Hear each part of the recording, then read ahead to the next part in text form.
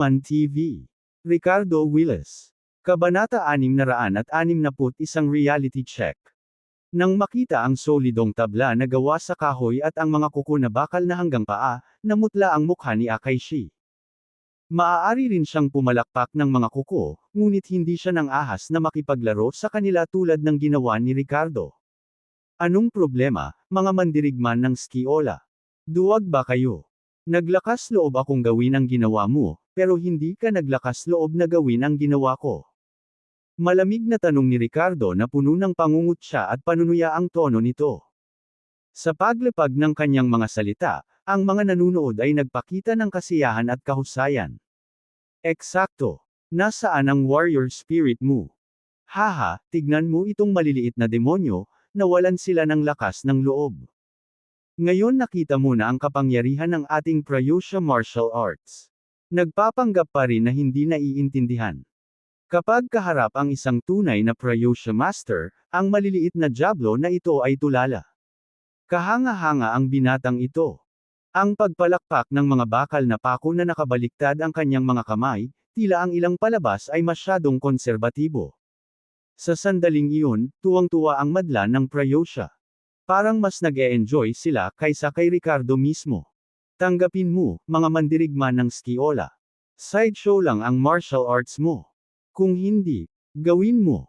Mapanlait ang tono ni Ricardo, nakakainis ang ekspresyon nito. Kaming mga mandirigma ng skiola ay hindi kailanman umaatres. Ngunit ang katapangan ay hindi nangangahulugan ng kahangalan. Pryusha tao, dapat kang nanloloko. Pinaghihinalaan ko ang iyong mga kamay ay gawa sa halwang metal na prosthetics. Pero dahil hindi mo kakayanin, hindi ako mapakali na harapin ka. Pwede na kayong umalis ng babae mo. Namilog ang mga mata ni Akaishi, namula ang mukha sa galit. Sa ngayon, napagtanto niyang nakilala na niya ang kanyang kapareha. Gayunpaman, tumanggi siyang yumuko, inamin na ang Pryusha martial arts ay mas mataas kaysa sa skiola, at nawalan ng mukha. Habang bumagsak ang kanyang mga salita, ang mga tao ay sumabog sa booze. Lahat ay tumingin sa mga mandirigmang skiola na may paghamak at panunuya. Nay, ang unfair niya. Humph. Pwede ba akong pumunta doon at bugbugin siya? Galit na tanong ni Nora. Nora, sweetheart, si Daddy na ang bahala sa kanila. Napangiti si Miranda. Sa pagkakataong iyon, biglang kumislap ang mga mata ni Ricardo. Prosthetics. Sa tingin ko dapat mong isaalang-alang ang pagkuha ng isa. Swish.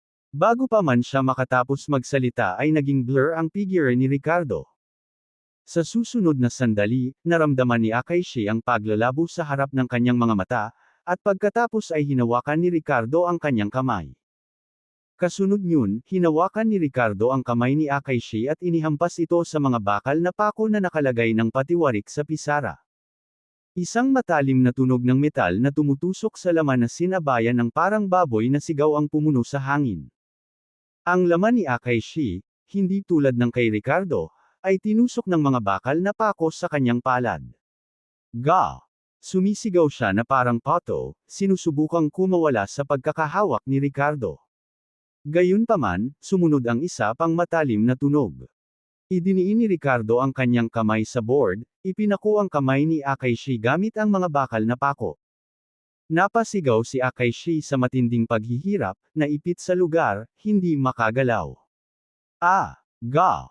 Kunin mo siya. Patayin siya. Ang mga mandirigma ng skiola, na nasaksihan ito, ay nagsimulang magmura at sumigaw, lumipat patungo sa Ricardo. Gayunpaman. Pumalakpak.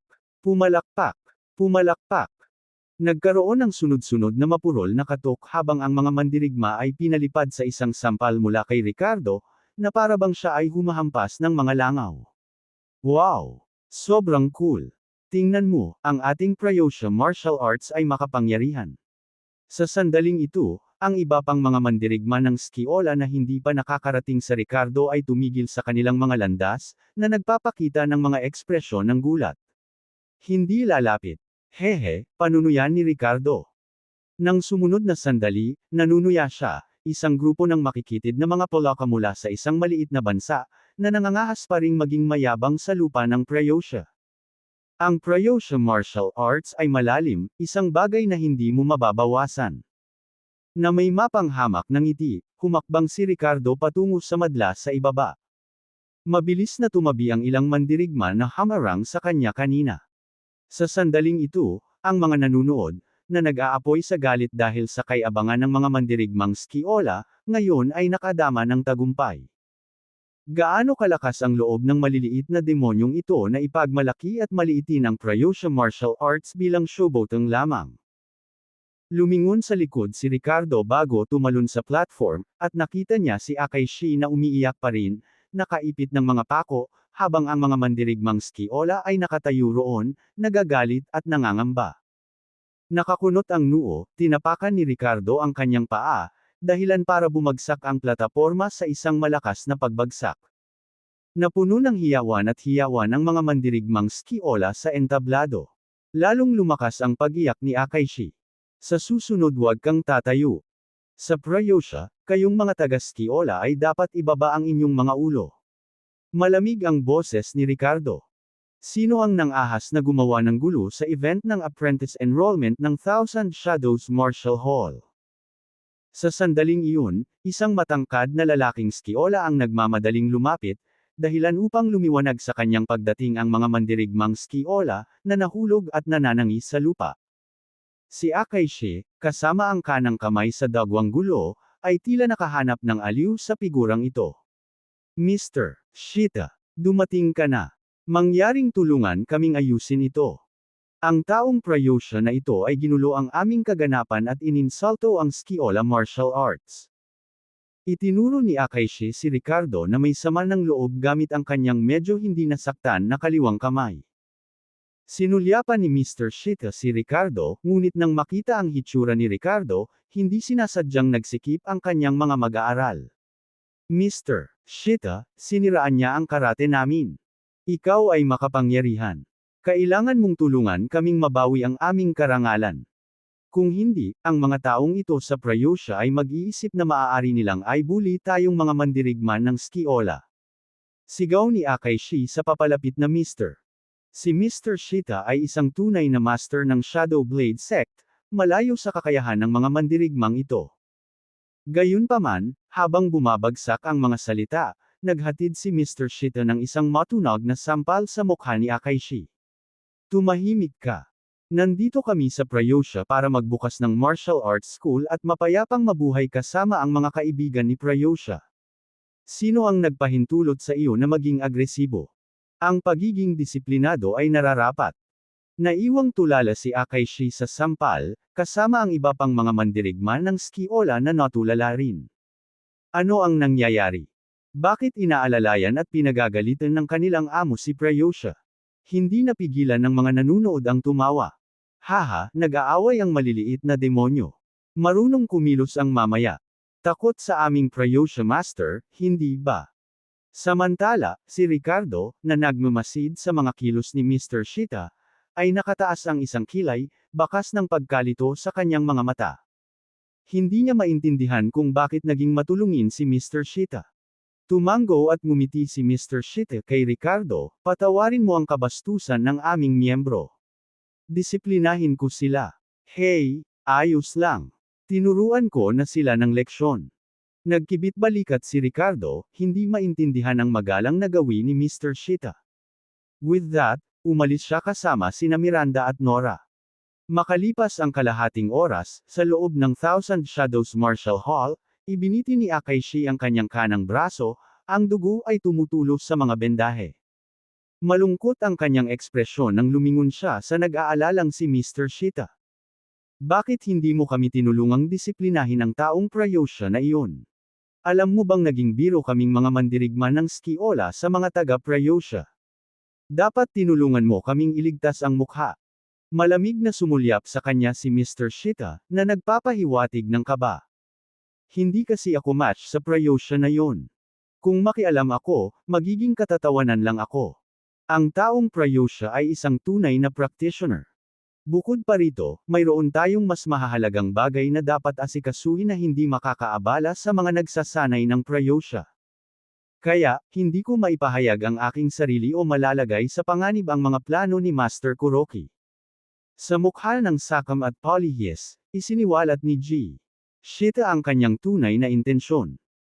Nauna nang nabanggit ni Gilberto kay Ricardo na bukod sa ilang bihasang miyembro ng pamilya Willis, walang ibang tao sa barko ang nakadama ng anumang kakaiba ng matuklasan ng Mesosaurus ang isla na itinuturing na isang paraiso. Gayunpaman, iba ang katotohanan. Kabanata 662 Pagsakay sa barko. Si Mr. Shita, isang bihasang practitioner mula sa Shadow Blade Sect, ay pinabagsak ang ilang malalakas na kalaban sa rehiyon ng Skiola sa mga kamay ni Ricardo. Sa loob ng sekta, si Ricardo ay itinalaga bilang numero 1 kaaway at isang taong hindi madaling magalit. Kaya naman, nang makita si Ricardo, agad siyang nakilala ni Mr. Shita. Hoy! Sa kabila ng sama ng loob, nag-atubiling yumuko si Akaishi nang marinig ito. Biglang isang malamig na tawa ang umalangaw-ngaw sa buong silid. Isang maliit na figure ang lumitaw, naglalakad patungo kay Mr. Shita.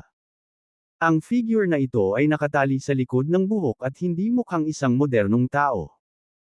Nakatayo ng nakahalukip-kap ang mga braso, nagpapalabas ng hangin ng pag-iwas. Ang kanilang matanda na mukha ay nagpakita ng isang mabangis at mapaghimagsik na aura na mas matalas kaysa sa isang nakababatang tao. Mr. Shita, masyado kang maingat. Ako, personal, ay makikialam. Kahit na istorbohin natin ang mga Prayusha practitioner, ano? Ang sinumang maglakas loob na makialam sa bagay na ito ay haharapin ang aking galit. Mayabang na nagsalita ang maliit na figure. Magalang na sumagot si Mr. Shita, Oo, Master Kuroki, tama ka. Hindi ko sinasadyang sir-on ka. Gusto ko lang umiwas sa gulo. Sa iyong kapangyarihan, hindi na kailangan ng mga ganitong alalahanin. Ang tono ni Mr. Shita ay mapagpakumbaba at natatakot, na nagpapakita ng malalim na paggalang sa kanyang mga mata. Ang maliit na figure ay isang walang kapantay na eksperto mula sa Thousand Birds Gate, isang makasaysayang martial sect sa loob ng Skiola. Ang Thousand Birds Gate ay nalampasan ng Shadow Blade Sect sa lakas, at ang kapangyarihan ng figure ay hindi masusumpungan, na nalampasan maging si Mr. Shita, isang Divine Realm expert. Nang maglaon, pinaalis nila si Akaishi at tinalakay ang mga detalye ng kanilang plano na sakupin ang isla. Lumipas ang isang araw, at nakatanggap si Ricardo ng tawag mula kay Tommy, na naghatid sa kanya pabalik sa kumpanya ng Sunmoon Security. Ang parehong opisina tulad ng dati ay may hawak na isang grupo ng mga tao. Pagpasok ni Ricardo ay bahagyang naningkit ang kanyang mga mata. Magkahalong takot at excitement ang naramdaman niya. Takot dahil mayroong 5 nascent soul na eksperto na ipinadala ng Sun Moon Sect, na ang pinakamalakas ay umabot sa rurok ng nascent soul sa bandang huli. Kasama nila ang 18 eksperto sa Golden Core, lahat ay nasa Golden Core sa bandang huli o mas mataas. Lumakas ang kasiyahan sa Ricardo dahil sa paniniwala niya sa line-up na ito, ang pag-agaw sa isla mula sa pamilyang Willis ay dapat halos garantisado. Mukhang seryoso ang Sun Moon Sect sa pagkuha ng spiritual vein. Anak, ikaw ba ang nag-relay ng mensahe? Sa sandaling iyon, ang pinuno ng mga eksperto ng Sun Moon Sect, isang may balbas na lalaki na kilala bilang Fiery Dragon, ay sinuri si Ricardo, na nagtanong sa bumang na boses. Malakas at matatag, na may matalas na mata, ang Fiery Dragon ay ang nascent soul sa huling yugto ng powerhouse ng sekta, na kilala sa kanyang nakakatakot na lakas. Tumango si Ricardo at magalang na nagtanong, paano ko kayo haharapin, sir? Sumagot si Fiery Dragon, Humph, tawagin mo akong Elder Fiery. Maagang Golden Core. Hindi masama para sa iyong edad. Saang sekta ka galing? Saglit na nag-alinlangan si Ricardo, nagpa siya na huwag ibunyag ang kanyang kaugnayan sa Broken Pulse Sect. Sumagot siya, wala akong sekta. Nagpatuloy ang Fiery Dragon, para sa iyong edad at lakas, hindi ka bilang sa isang sekta ay kahanga-hanga. Mahusay ba ang iyong mga ninuno? Malabong sumagot si Ricardo, medyo. Bumantong hininga ang Fiery Dragon, naramdaman ang pag-iwas at pag-aatubili ni Ricardo na magbunyag ng masyadong maraming tungkol sa kanyang sarili. Nagpa siya siyang huwag ng igiit pa. Sa kanyang pag-aalala, ang tungkulin ni Ricardo sa pagkakataong ito ay magbigay lamang ng impormasyon at gabayan sila sa isla. Sa asensya, ang Sun Moon Sect ay walang intensyon na ibahagi ang spiritual vein kay Ricardo. Kung makikipaglaro siya, ayos lang. Kung hindi, matapos makilala ang kanilang mga sarili at talakayin ang mga partikular na detalye sa mga miyembro ng Sun Moon Sect, hinintay ni Ricardo ang mensahe ni Gilberto, na naghahanda na sumakay sa barko. Makalipas ang 2 araw. Sa isang daungan sa Slockmore, nakadaong ang isang marangyang cruise ship. Ang sasakyang ito ay kinokontrol ng Quentin, na tila isang cruise ship para sa pamamasyal sa dagat, ngunit sa katotohanan, ito ay nadobol bilang isang marangyang kasino. Nagbigay ito hindi lamang ng pagsusugal kundi pati na rin ng iba't ibang serbisyo, na ginagawa itong isang tunay na hukay ng pera. Huminto ang isang linya ng mga sasakyang Mercedes-Benz, at bumaba ang isang grupo ng mga tao. Nangunguna sa kanila ang isang binata na nakasuot ng salaming pang-araw, pinalamutian ng marangyang kasuotan, na naglalabas ng suwail na hangin. Dinala niya ang sarili ng may kahambugan, na para bang siya ay isang young master na umusbong mula sa isang marangal na pamilya. Ang iba ay sumunod na malapit, naglalakad na may namumunong presensya. Engrandi at kahanga-hanga ang eksena. Young master, ito ba ang cruise ship? Isang matipunong lalaki na may kulay abong balbas at kilay, na kilala bilang head steward, ang tanong sa tabi ng binata. Oo, Theo Fiery, ito na. Terena, tumango ang young master, at iminuwestre ang kamay. Ang binatang ito ay walang iba kundi si Ricardo, na nakabalat kayo sa bagong anyo. Ang mga attendant at bodyguard sa likod niya ay hindi maraming eksperto ng Sun Moon Sect, kung gayon sino sila. Hindi napigilan ni Ricardo na makaramdam ng matinding pananabik sa posibilidad na makasakay kasama ang 5 nascent soul na eksperto at isang grupo ng mga eksperto sa Golden Core. Ang pakiramdam ay walang kulang sa exhilarating. Galanteng nagmarcha ang grupo patungo sa boarding gate. Sir, mangyaring ipakita ang iyong VIP card. Isang subordinate ng Messesores sa boarding gate ang magalang na humiling kay Ricardo na ipakita ang kanyang membership card. Tumango si Ricardo, kumuha ng card, at iniabot. Iniskan ng subordinate ang card gamit ang isang device upang kumpirmahin ang pagiging tunay nito. Pakiusap. Magkaroon ng isang magandang paglalakbay. Ngumiti ang subordinate at sinenyasan si Ricardo na sumakay na. Sandali lang. Sa sandaling iyon, isang malalim na boses ang umalangaw-ngaw. Isang masungit na lalaki na may matatalim na mata ang tumitig kay Ricardo, tinatasa siya. Binata, first time mo bang sumakay sa barko natin? You seems a bit unfamiliar, nakangiting tanong ng masungit na lalaki. Oo, first time ko. Narinig kong mahusay ang iyong cruise service, kaya naisipan kong subukan ito. Any issues? Tumango si Ricardo na medyo mayabang ang tono nito na nagpapakita ng pagkainip. Haha, walang issue. Pero, young master, may sponsor ka ba? Tanong ng masungit na lalaki. Ang luxury cruise ship ay nagpapatakbo sa isang membership system, na ang bawat miyembro ay inaasahang magre-refer sa iba upang matiyak ang kaligtasan. Mr. Si Carter mula sa Medical Business Alliance ng Coronet Delta ay isang tiyuhin ko na nagpadala sa akin dito, matipid na sagot ni Ricardo. Bisita ni Mr. Carter. Mangyaring magpatuloy. Nang marinig ito, pinayagan ng masungit na lalaki si Ricardo na sumakay. Sa isang ungol, si Ricardo, na sinamahan ng higit sa 20 tao, ay sumakay sa barko. Pagkasakay, inilabas ng masungit na lalaki ang kanyang telepono at tumawag. Boss, nagpadala ba ng bisita si Mr. Carter mula sa Medical Business Alliance ng Coronet Delta? Ang boses sa kabilang dulo ay sumagot sa malalim na tono, Gilberto. Nagpakilala siya ng bisita, isang binata na nagngangalang Willis Graham, tama ba?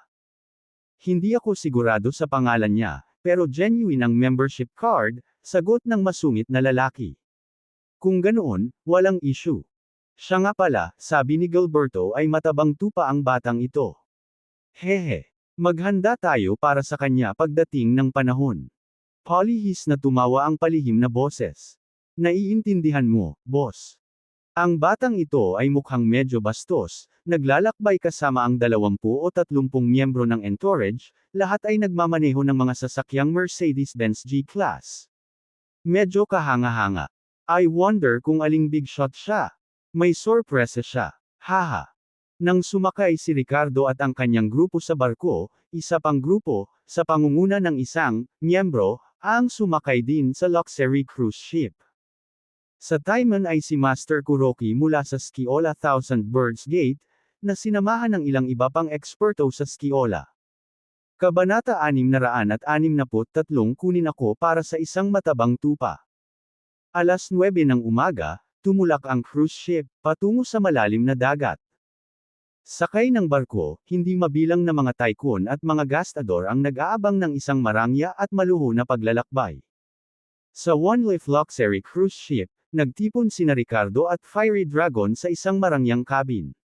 Kailan tayo dapat kumilos? Sabik na tanong ni Fiery Dragon na parang hindi na siya makapaghintay pa. Bilang isang nascent Soul Realm powerhouse, hindi man lang siya nag-abalang isaalang-alang ang mga alipin ng pamilya Willis sa barko. Hindi kailangang magmadali. Kailangan muna nating hanapin ang Mesosaurus, tama ba? Hehe. Casual na sagot ni Ricardo. Mesosaurus. Nagbabaka sakali siyang tawagin ang sarili niyang dragon. Iyan ay isang tahasang kawalang galang sa mga dragon. Malamig na sabi ni Fiery Dragon. Palihim na bumubulong sa sarili, hindi naiwas ang magtaka ni Ricardo kung bakit tila may hindi maipaliwanag na paggalang ang matipunong matandang ito sa pagkakaroon ng isang dragon.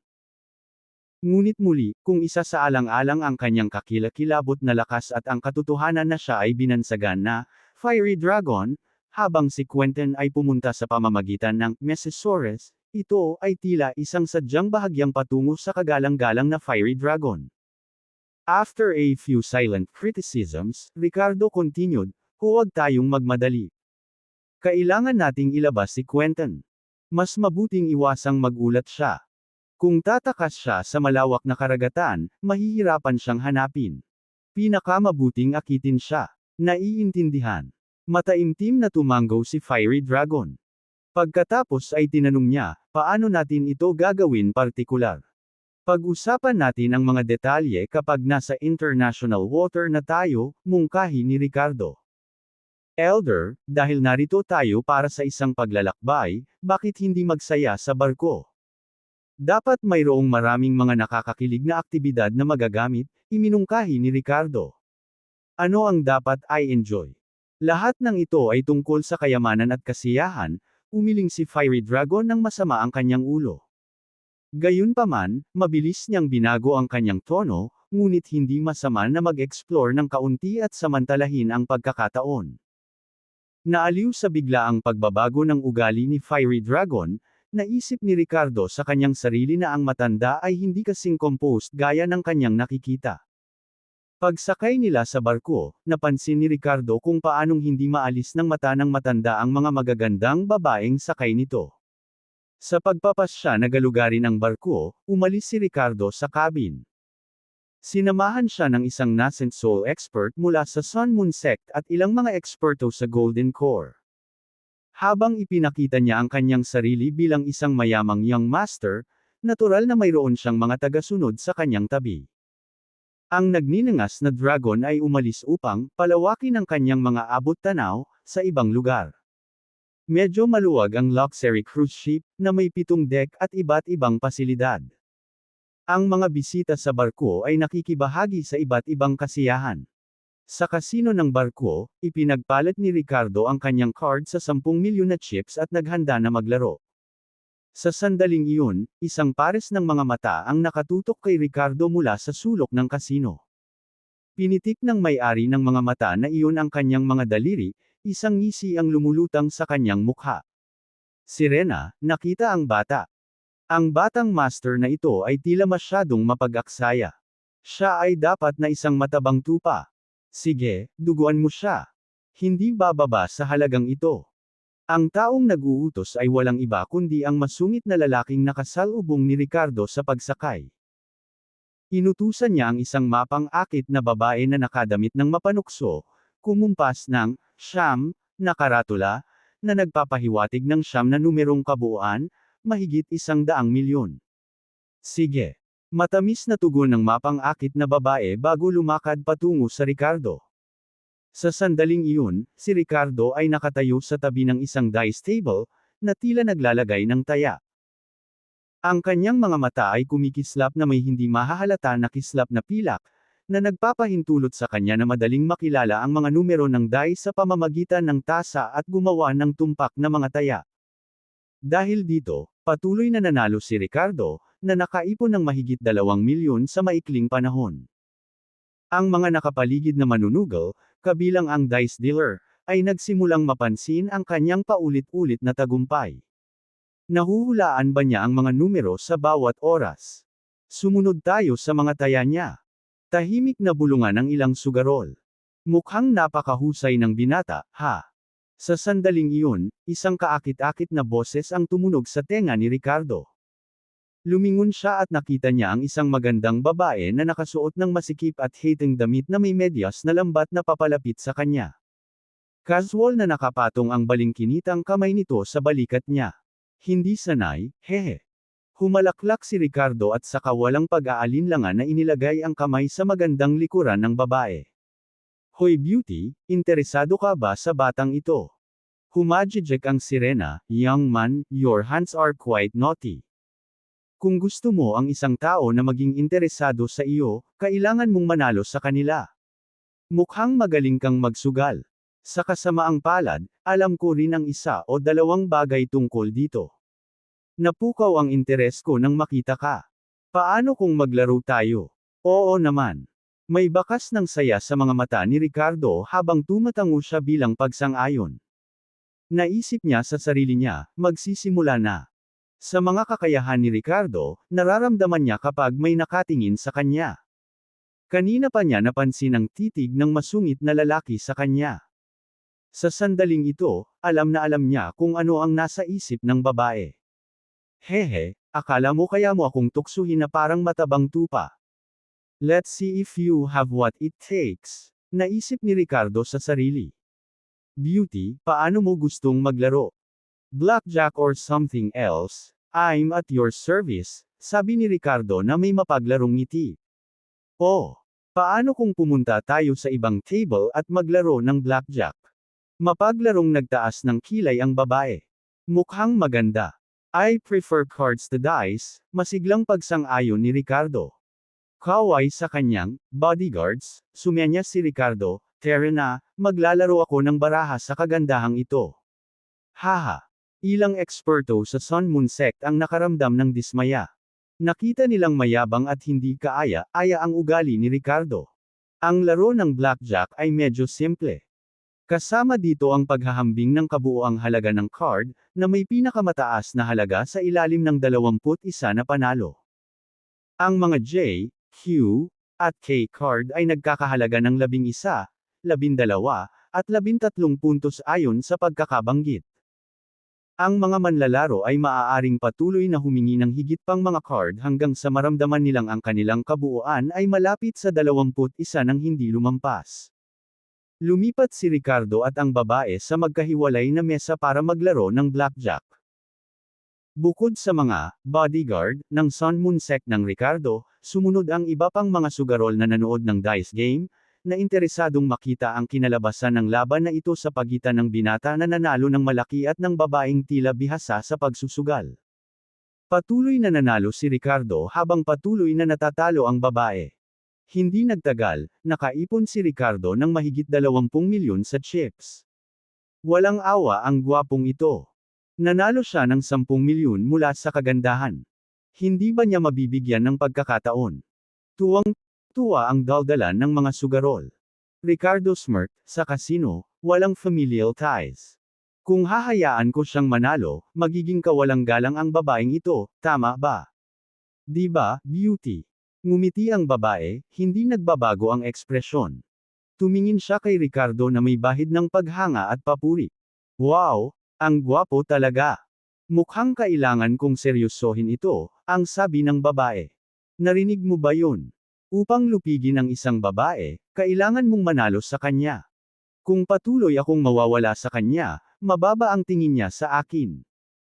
Dapat manahimik na ang mga nagsasalita tungkol sa Pity the Lonely Man, biro ni Ricardo na may kasiyahan sa sarili.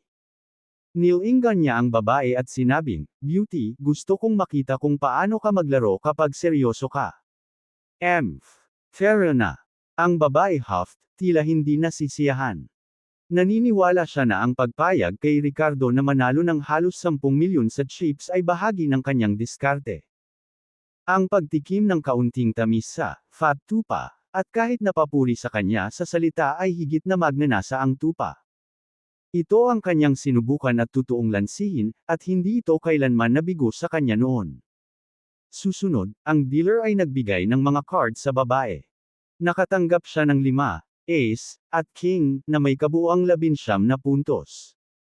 Nasiyahan sa kanyang kamay, ang babae ay nagpahiwatig na siya ay tapos na. Ang 19 na puntos ay talagang isang malakas na kamay. Pagkatapos, ang dealer ay nagbigay ng mga card kay Ricardo.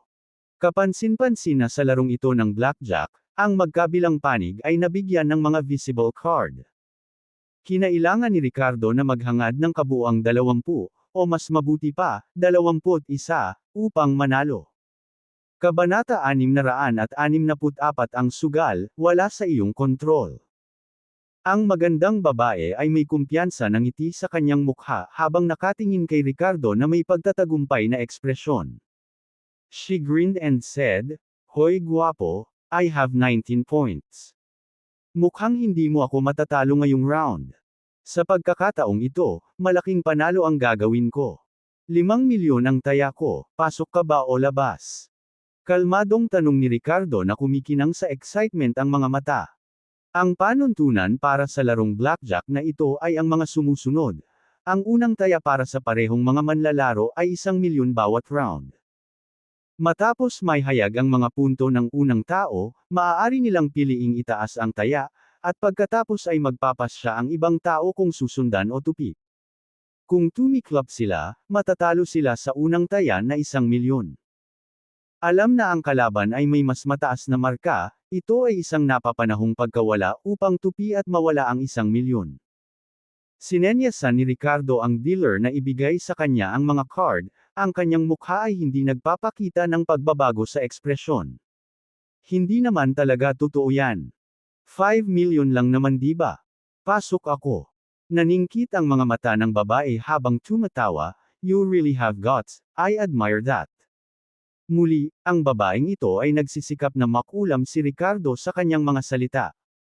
Ang kanyang pananalita ay tila puno ng paghanga para sa kanya, na naglalayong gawin siyang mas mamuhunan. Ang lahat ay upang itakda ang entablado para sa paparating na sugal. Sa mesa ng pagsusugal, minsan hindi lang swerte at husay. Ito ay madalas na isang psikolohikal na laro. Ang mga ordinaryong lalaking sugarol ay madaling nahulog sa bitag ng pagiging nambobola ng isang magandang babae at bulag na sumunod sa kanyang mga taya. Kung hindi, hindi ba ito mapapamura sa kanya?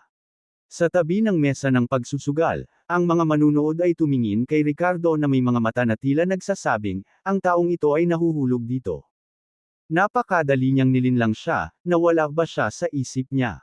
Mayroon siyang 19 na puntos, at sumusunod pa rin siya. Susunod, natanggap ni Ricardo ang kanyang unang card, isang 10, na sinundan ng isang 6. Mayroon akong 16 na puntos, hindi masama, ngunit hindi pa rin sapat upang talunin siya, sabi ni Ricardo. Ngunit kung humingi ako ng isa pang card, malamang na lumampas sa 21, ngumiti ang babae. Magpatuloy. Sinenyasan ni Ricardo ang dealer na mag-deal ng isa pang card. Gusto mo pa bang gumuhit ng isa pang card? Ngunit gumuhit ka man o hindi, pareho ang resulta. Sa sorpresa ng lahat, ang ikatlong card ay naging 3 diamante. 19 points. I didn't expect this round to end in a tie, bakas sa ekspresyon ng babae ang pagtataka at pagkadismaya. Akala niya ay makakapanalo siya ng 5 milyon mula sa Ricardo, ngunit nauwi ito sa isang tabla. Napailing din ang ibang mga manunood sa panghihinayang. Parang lahat sila ay umaasa na makitang matalo si Ricardo. Nang akala ng lahat ay magsisimula na ang susunod na round, biglang ngumisi si Ricardo, sinong nagsabi sa iyo na tie? I'm sorry, pero mananalo ako. Dealer, bigyan mo ako ng isa pang card. Gusto ko ng isa pa. Sumenya si Ricardo sa magandang babaeng dealer sa tabi niya. Sa sandaling magsalita siya, natigilan ang lahat, nakatingin kay Ricardo na hindi makapaniwala. Parang nakakaintriga ang ekspresyon ng babae. Gusto mo ng isa pang card? Mayroon ka ng 19 na puntos. Ang pag-drawing ng isa pang card ay nangangahulugang mayroong 79% na posibilidad na makalampas ka sa 21. Sinasadya mo bang hayaan akong manalo? 5 million? I have to admit, you're quite generous, she said, throwing a flirtatious glance at Ricardo, a hint of playfulness on her face.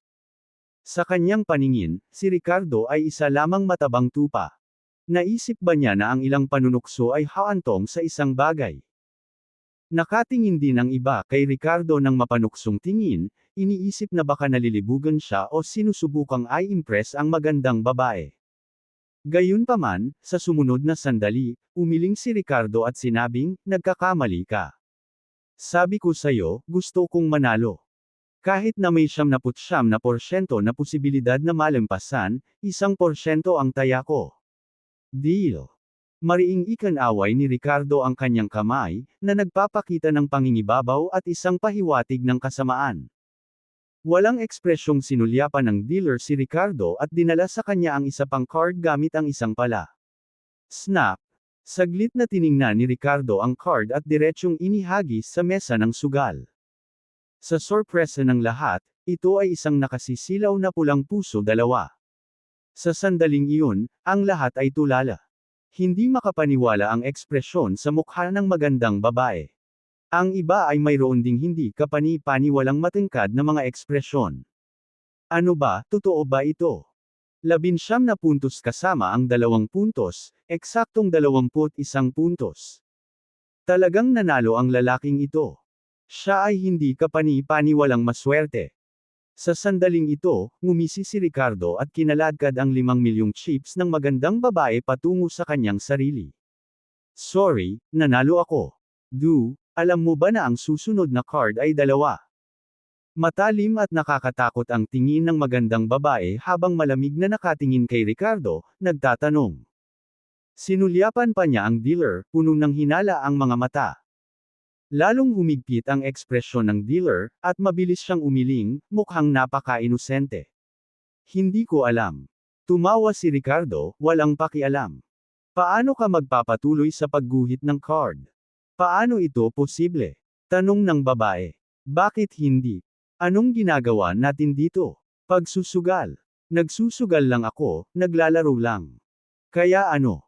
Hey, hindi ka pa ba nakakita ng ganyang baliw na sugarol na katulad ko? Masamang sagot ni Ricardo. Ikaw, nanghina ang tono ng babae, at huminga siya ng malalim. Sige, ituloy na natin.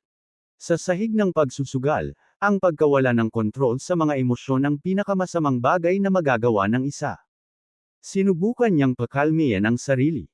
Pinag-isipan niya ito, at hindi maaaring malaman ni Ricardo ang mga card.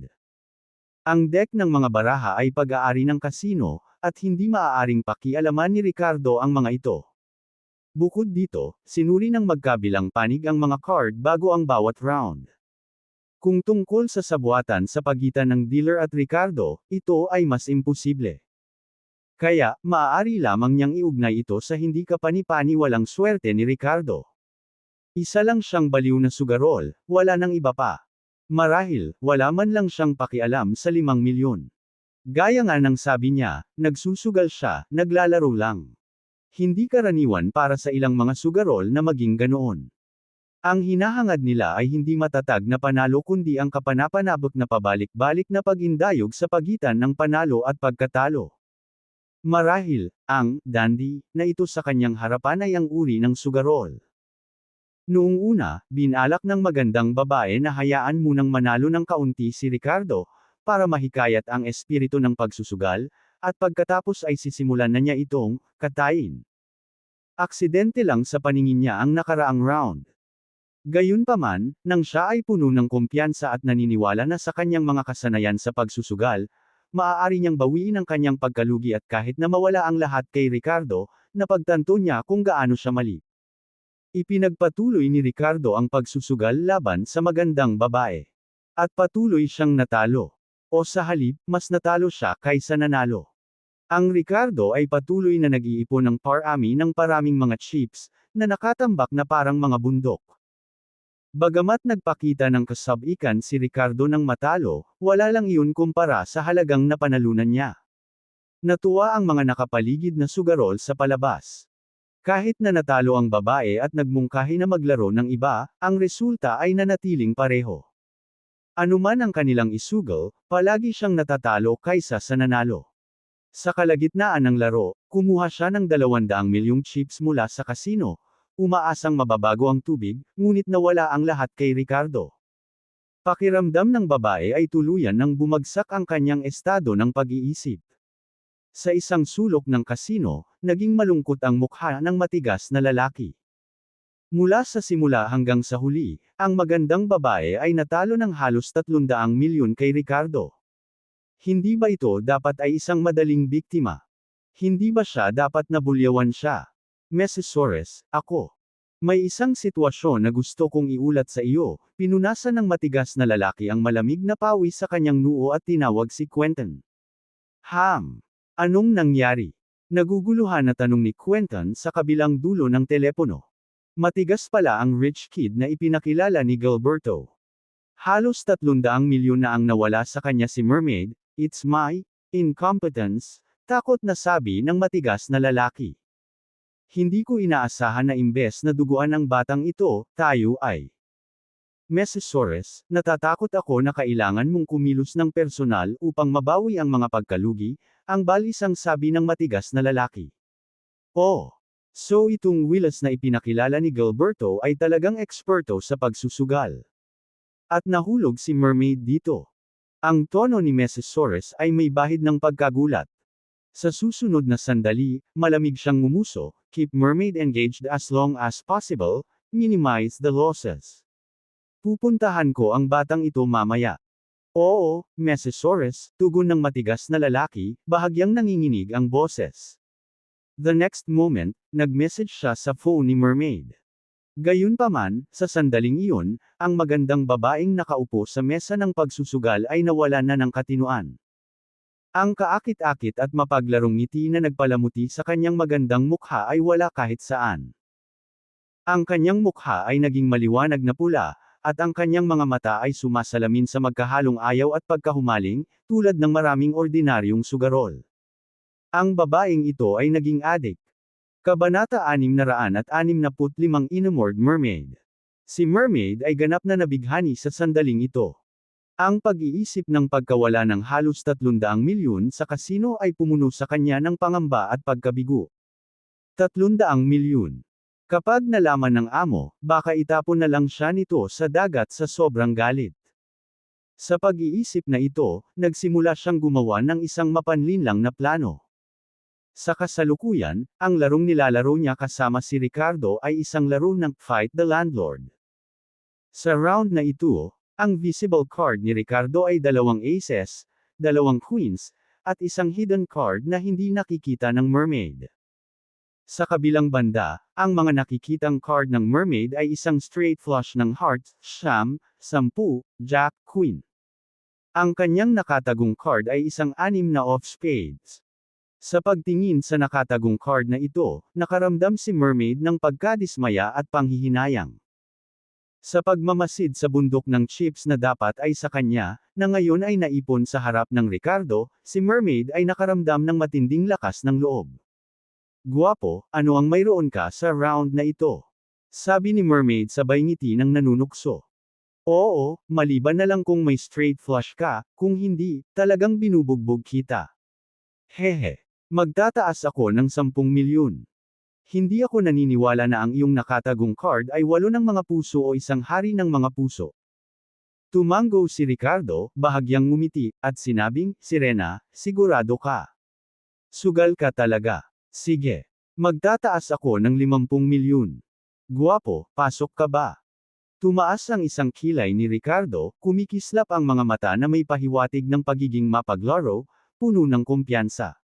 Bluffang ako. Pasok na ako. Ibunyag natin ang mga card. Pagkatapos ng kanyang pahayag, dahan-daang isiniwalat ni Mermaid ang kanyang nakatagong card. Sa sandaling iyon, bahagyang nagbago ang ekspresyon ni Ricardo. Snap! Sa sumunod na segundo, isiniwalat ni Mermaid ang kanyang nakatagong card. Ito nga ay isang hari ng mga puso. Nagulat ang mga nakapaligid na nanunood. Isang straight flush. Ang dilag na natatalo ay sa wakas ay binago ang laro. Sa ante, ang round na ito ay nagkakahalaga ng 61 milyon. Ang taong ito ay nasa isang malaking kawalan ngayon. Nagbulungan ang mga manunood, tila natuwa nang makitang nalulugi si Ricardo. Guwapo, pasensya na, kailangan kong manalo ng isa, masayang sabi ni Mermaid. Sa sandaling ito, tinitigan siya ni Ricardo, ganun ba? Sa di malamang dahilan, nang maramdaman ang titig ni Ricardo, nang inag ang puso ni Mermaid. Pakiramdam niya ay nakahantad siya ng hubot-hubad sa harapan niya. Nang malapit nang ilipat ng dealer ang betting chips ni Ricardo kay Mermaid, biglang nagsalita si Ricardo, "Hold on. Anong wala, guwapo? Hindi mo kaya?" Panunuya ni Sirena. "Sa tingin ko ikaw ang hindi makayanan," nakangiting sabi ni Ricardo. "Anong ibig mong sabihin?" Nagbago ang ekspresyon ng mukha ni Sirena, nakitang may pahiwatig ng panganib. Sa susunod na sandali, tumayo si Ricardo, lumapit sa dealer, at kinuha ang deck ng mga baraha sa kanyang mga kamay. Snap! Si Ricardo ay naglabas ng isa pang hari ng mga puso mula sa kubyerta at inihagis ito sa harap ng Sirena. Ipaliwanag mo ito, paano magkakaroon ng dalawang hari ng mga puso sa isang deck? Nag-iba agad ang ekspresyon ng audience, nagtatanong kay Mermaid. Dam, nanliligaw ba siya? Dalawang hari ng mga puso sa isang kubyerta, maliwanag na pagdaraya. Alam ko ito, kung gaano kaginhawa upang makakuha ng isang straight flush. Sa sandaling iyon, bahagyang namutla ang mukha ni Mermaid, puno ng gulat ang kanyang mga mata. Hindi ko alam. Hindi ko kasalanan. Pino-frame mo ako. Nahawakan mo rin ang kubyerta. Sino ang nakakaalam kung itinanim mo ang mga baraha? Kinagat niya pabalik. Hehe, malamig na tumawa si Ricardo habang naglalakad patungo sa Mermaid. Anong balak mo? Nag-iba ang ekspresyon ng mukha ni Mermaid, namumuo ang patong ng malamig na pawis sa dati niyang malinis na noo. Inabot ni Ricardo, kinuha ang orihinal na King of Hearts na nakatago sa katawan ni Mermaid, at sinipsip. Ang card na ito ay may pabango pa rin. Ang card ay itinago sa katawan ng Sirena at napalitan ng isang matulin at mahusay na pandaraya ng kamay. Bagamat maingat ang kanyang mga kilos, hindi ito sapat para linlangan ang matalas na mga mata ni Ricardo. With that, biglang kumilos si Ricardo. Sa isang punit, napunit ang pangitaas ng Sirena. Isang 6 na of spades ang biglang nakaplaster sa kanyang dibdib. Ang hindi maikakailang ebidensyang ito ay nagdulot ng pagkagulat sa lahat. Beauty, may sasabihin ka ba?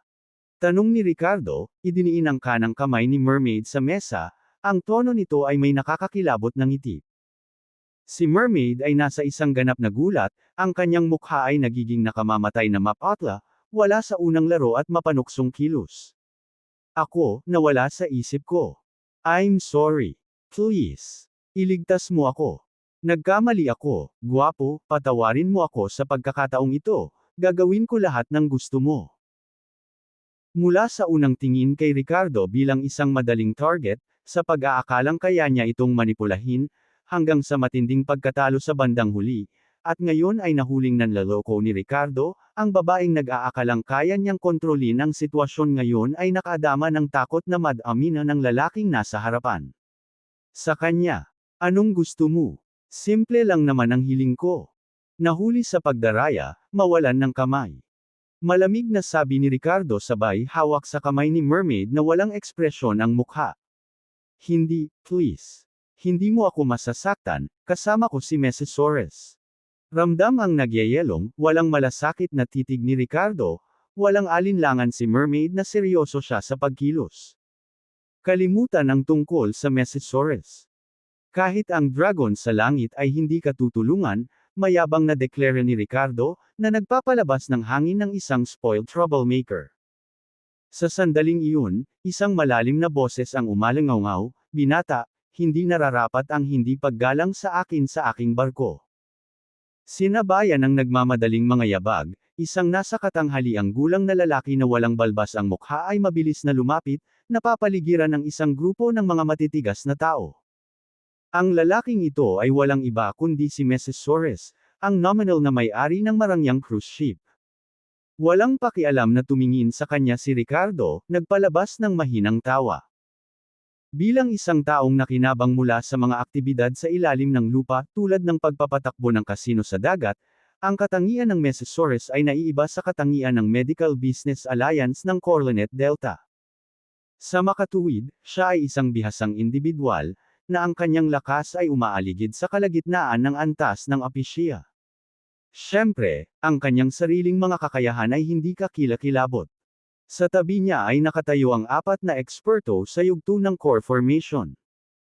Gayunpaman, hindi matukoy ni Mrs. Suarez ang lalim ng lakas ni Ricardo o ng mga eksperto sa Sun Moon Sect sa tabi niya.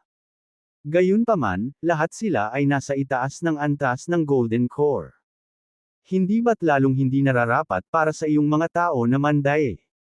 Malamig na tanong ni Ricardo. Magiliw niyang iminuwestra ang mga eksperto sa Sun Moon Sect sa tabi niya, na sinenyasan silang huwag kumilos ng walang ingat. Pinagmasdan niya ang nasa katanghaliang gulang na lalaki na walang balbas na mukha, iniisip kung siya ba talaga ang Mrs. Suarez. Naakit ba ang utak?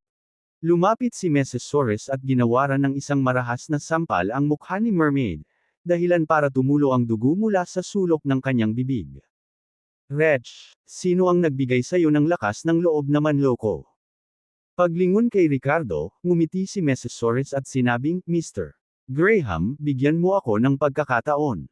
Hahawakan ko ang aking mga tao. Paano naman? Sisiguraduhin kong tuturuan siya ng leksyon, at bibigyan ka ng kasiya siyang tugon."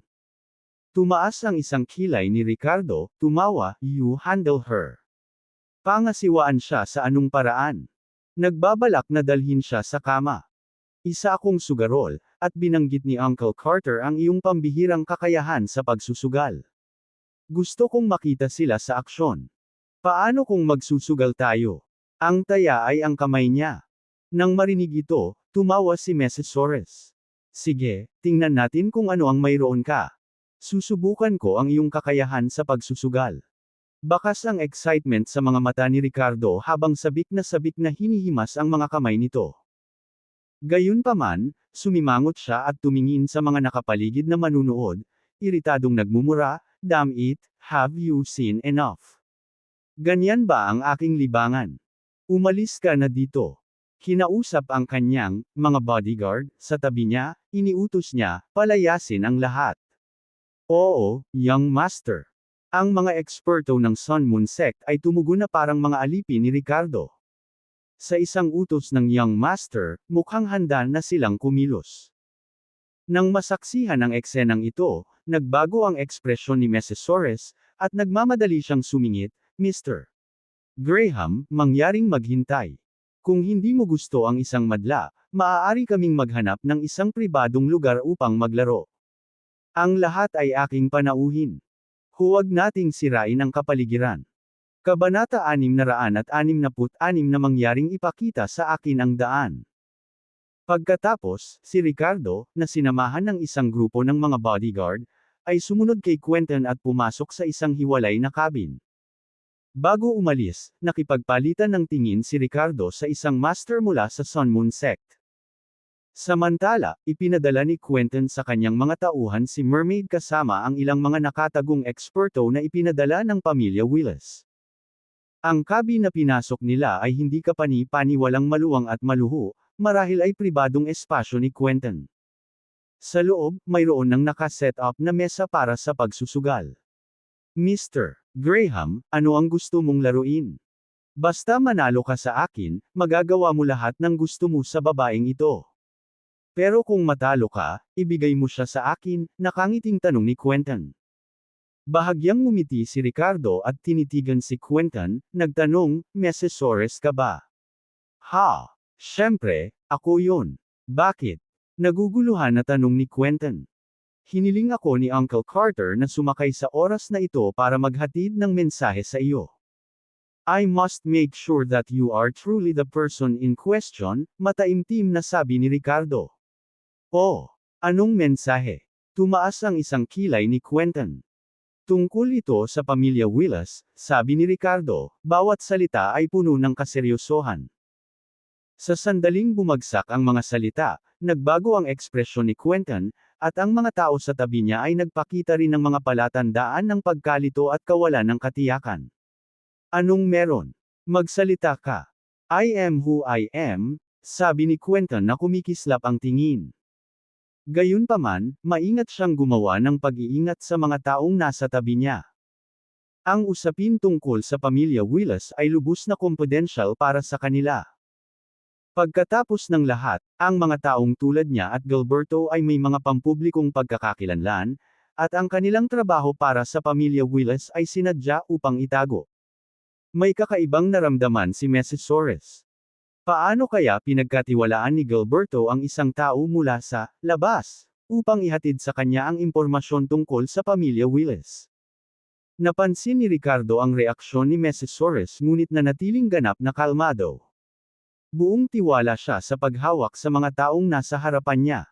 Ang dahilan kung bakit sila nagpunta dito mag-isa ay para lamang maiwasan na malaman ng iba sa barko. Ito ay tungkol sa isang isla, biglang bumungad sa mukha ni Ricardo ang isang makahulugan at masasamang ngiti. Pagkahulog pa lang ng mga salita ay agad na nagbago ang ekspresyon ni Quentin at ng mga taong nakapaligid sa kanya. Sino kayong mga tao? Malamig na tanong ni Quentin. Mga turista lang. Gusto naming bisitahin ang isla na hindi mo sinasadyang natuklasan noong nakaraan. Maaari mo bang ituro sa amin ang daan? Mahinahon at composed na sabi ni Ricardo. Nang marinig ito, tuluyang nagdilim ang ekspresyon ni Quentin. So, hinahabol mo ang islang iyon. Base lang sa'yo. Kasabay nito, ang apat na eksperto sa core formation na ipinadala ng pamilya Willis sa tabi niya ay naglabas ng malakas na aura ng core formation. Napatitig din ang iba pa niyang mga subordinate sa grupo ni Ricardo with unfriendly expressions. Hey, huwag kang mag-abala sa pagpapakitang gilas sa iyong apat na core formation na basura, inisyon ni Ricardo. Sa susunod na sandali, ang mga eksperto ng Sun Moon Sect sa tabi niya ay naglabas din ng kanilang sariling aura, na dinaig ang mga eksperto sa core formation sa panig ni Quentin. Kumilos at supilan sila. Huwag hayaang makatakas ang sinuman. Ikan-away ni Ricardo ang kanyang kamay at inutusan ang mga eksperto sa Sun Moon Sect sa tabi niya.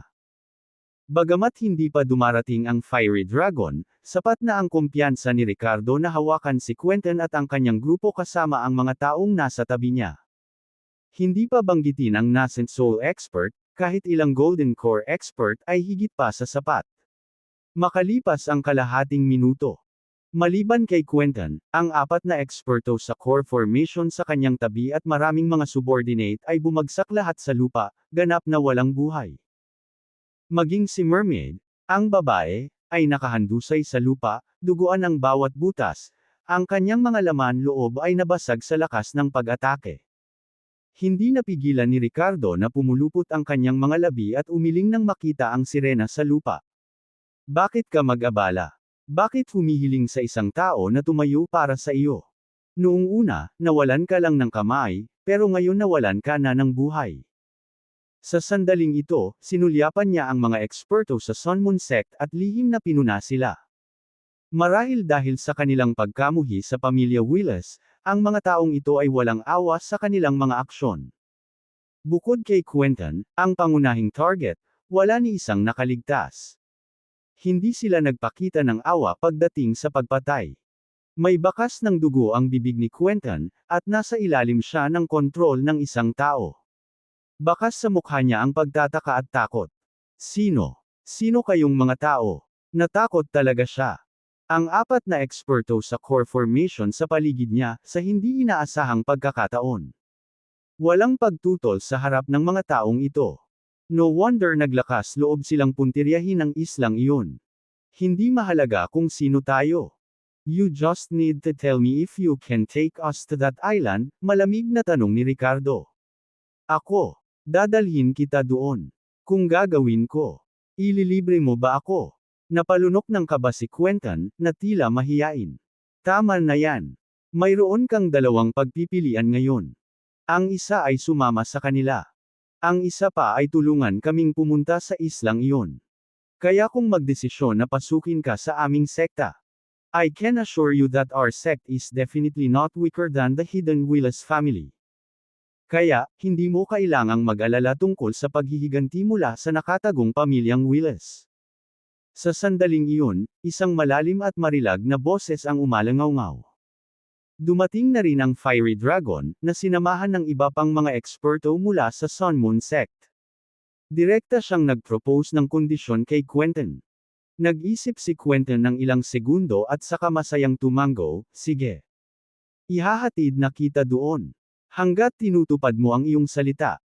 Tiningnan ni Ricardo ang Mesosaurus na ito at may bakas ng pagkagulat ang bumungad sa kanyang mga mata. Hindi niya inaasahan na ganoon kadaling sumuko ang kabilang partido. Hindi kaya ang mga nagtrabaho sa tagong pamilyang Willis sa labas ay napakahina. O marahil, katulad ni Gilberto, ang Mesosaurus na ito ay nakadama ng hindi patas na pagtrato sa harap ng mga miyembro ng nakatagong pamilyang Willis at walang katapatan sa kanila. Siyempre, hindi maitatanggi na may lihim na motibo ang kabilang partido. Marahil ay naisip niya na ang nakatagong pamilya Willis ay nakatalaga na ng malaking bilang ng mga eksperto sa islang iyon. Ang pagdadala sa kanyang grupo ng mga tao ay magiging pagkakataon din niyang maligtas. Gayunpaman, anuman ang mga pangyayari, hanggat maaari silang dalhin ang taong ito doon, sapat na ito.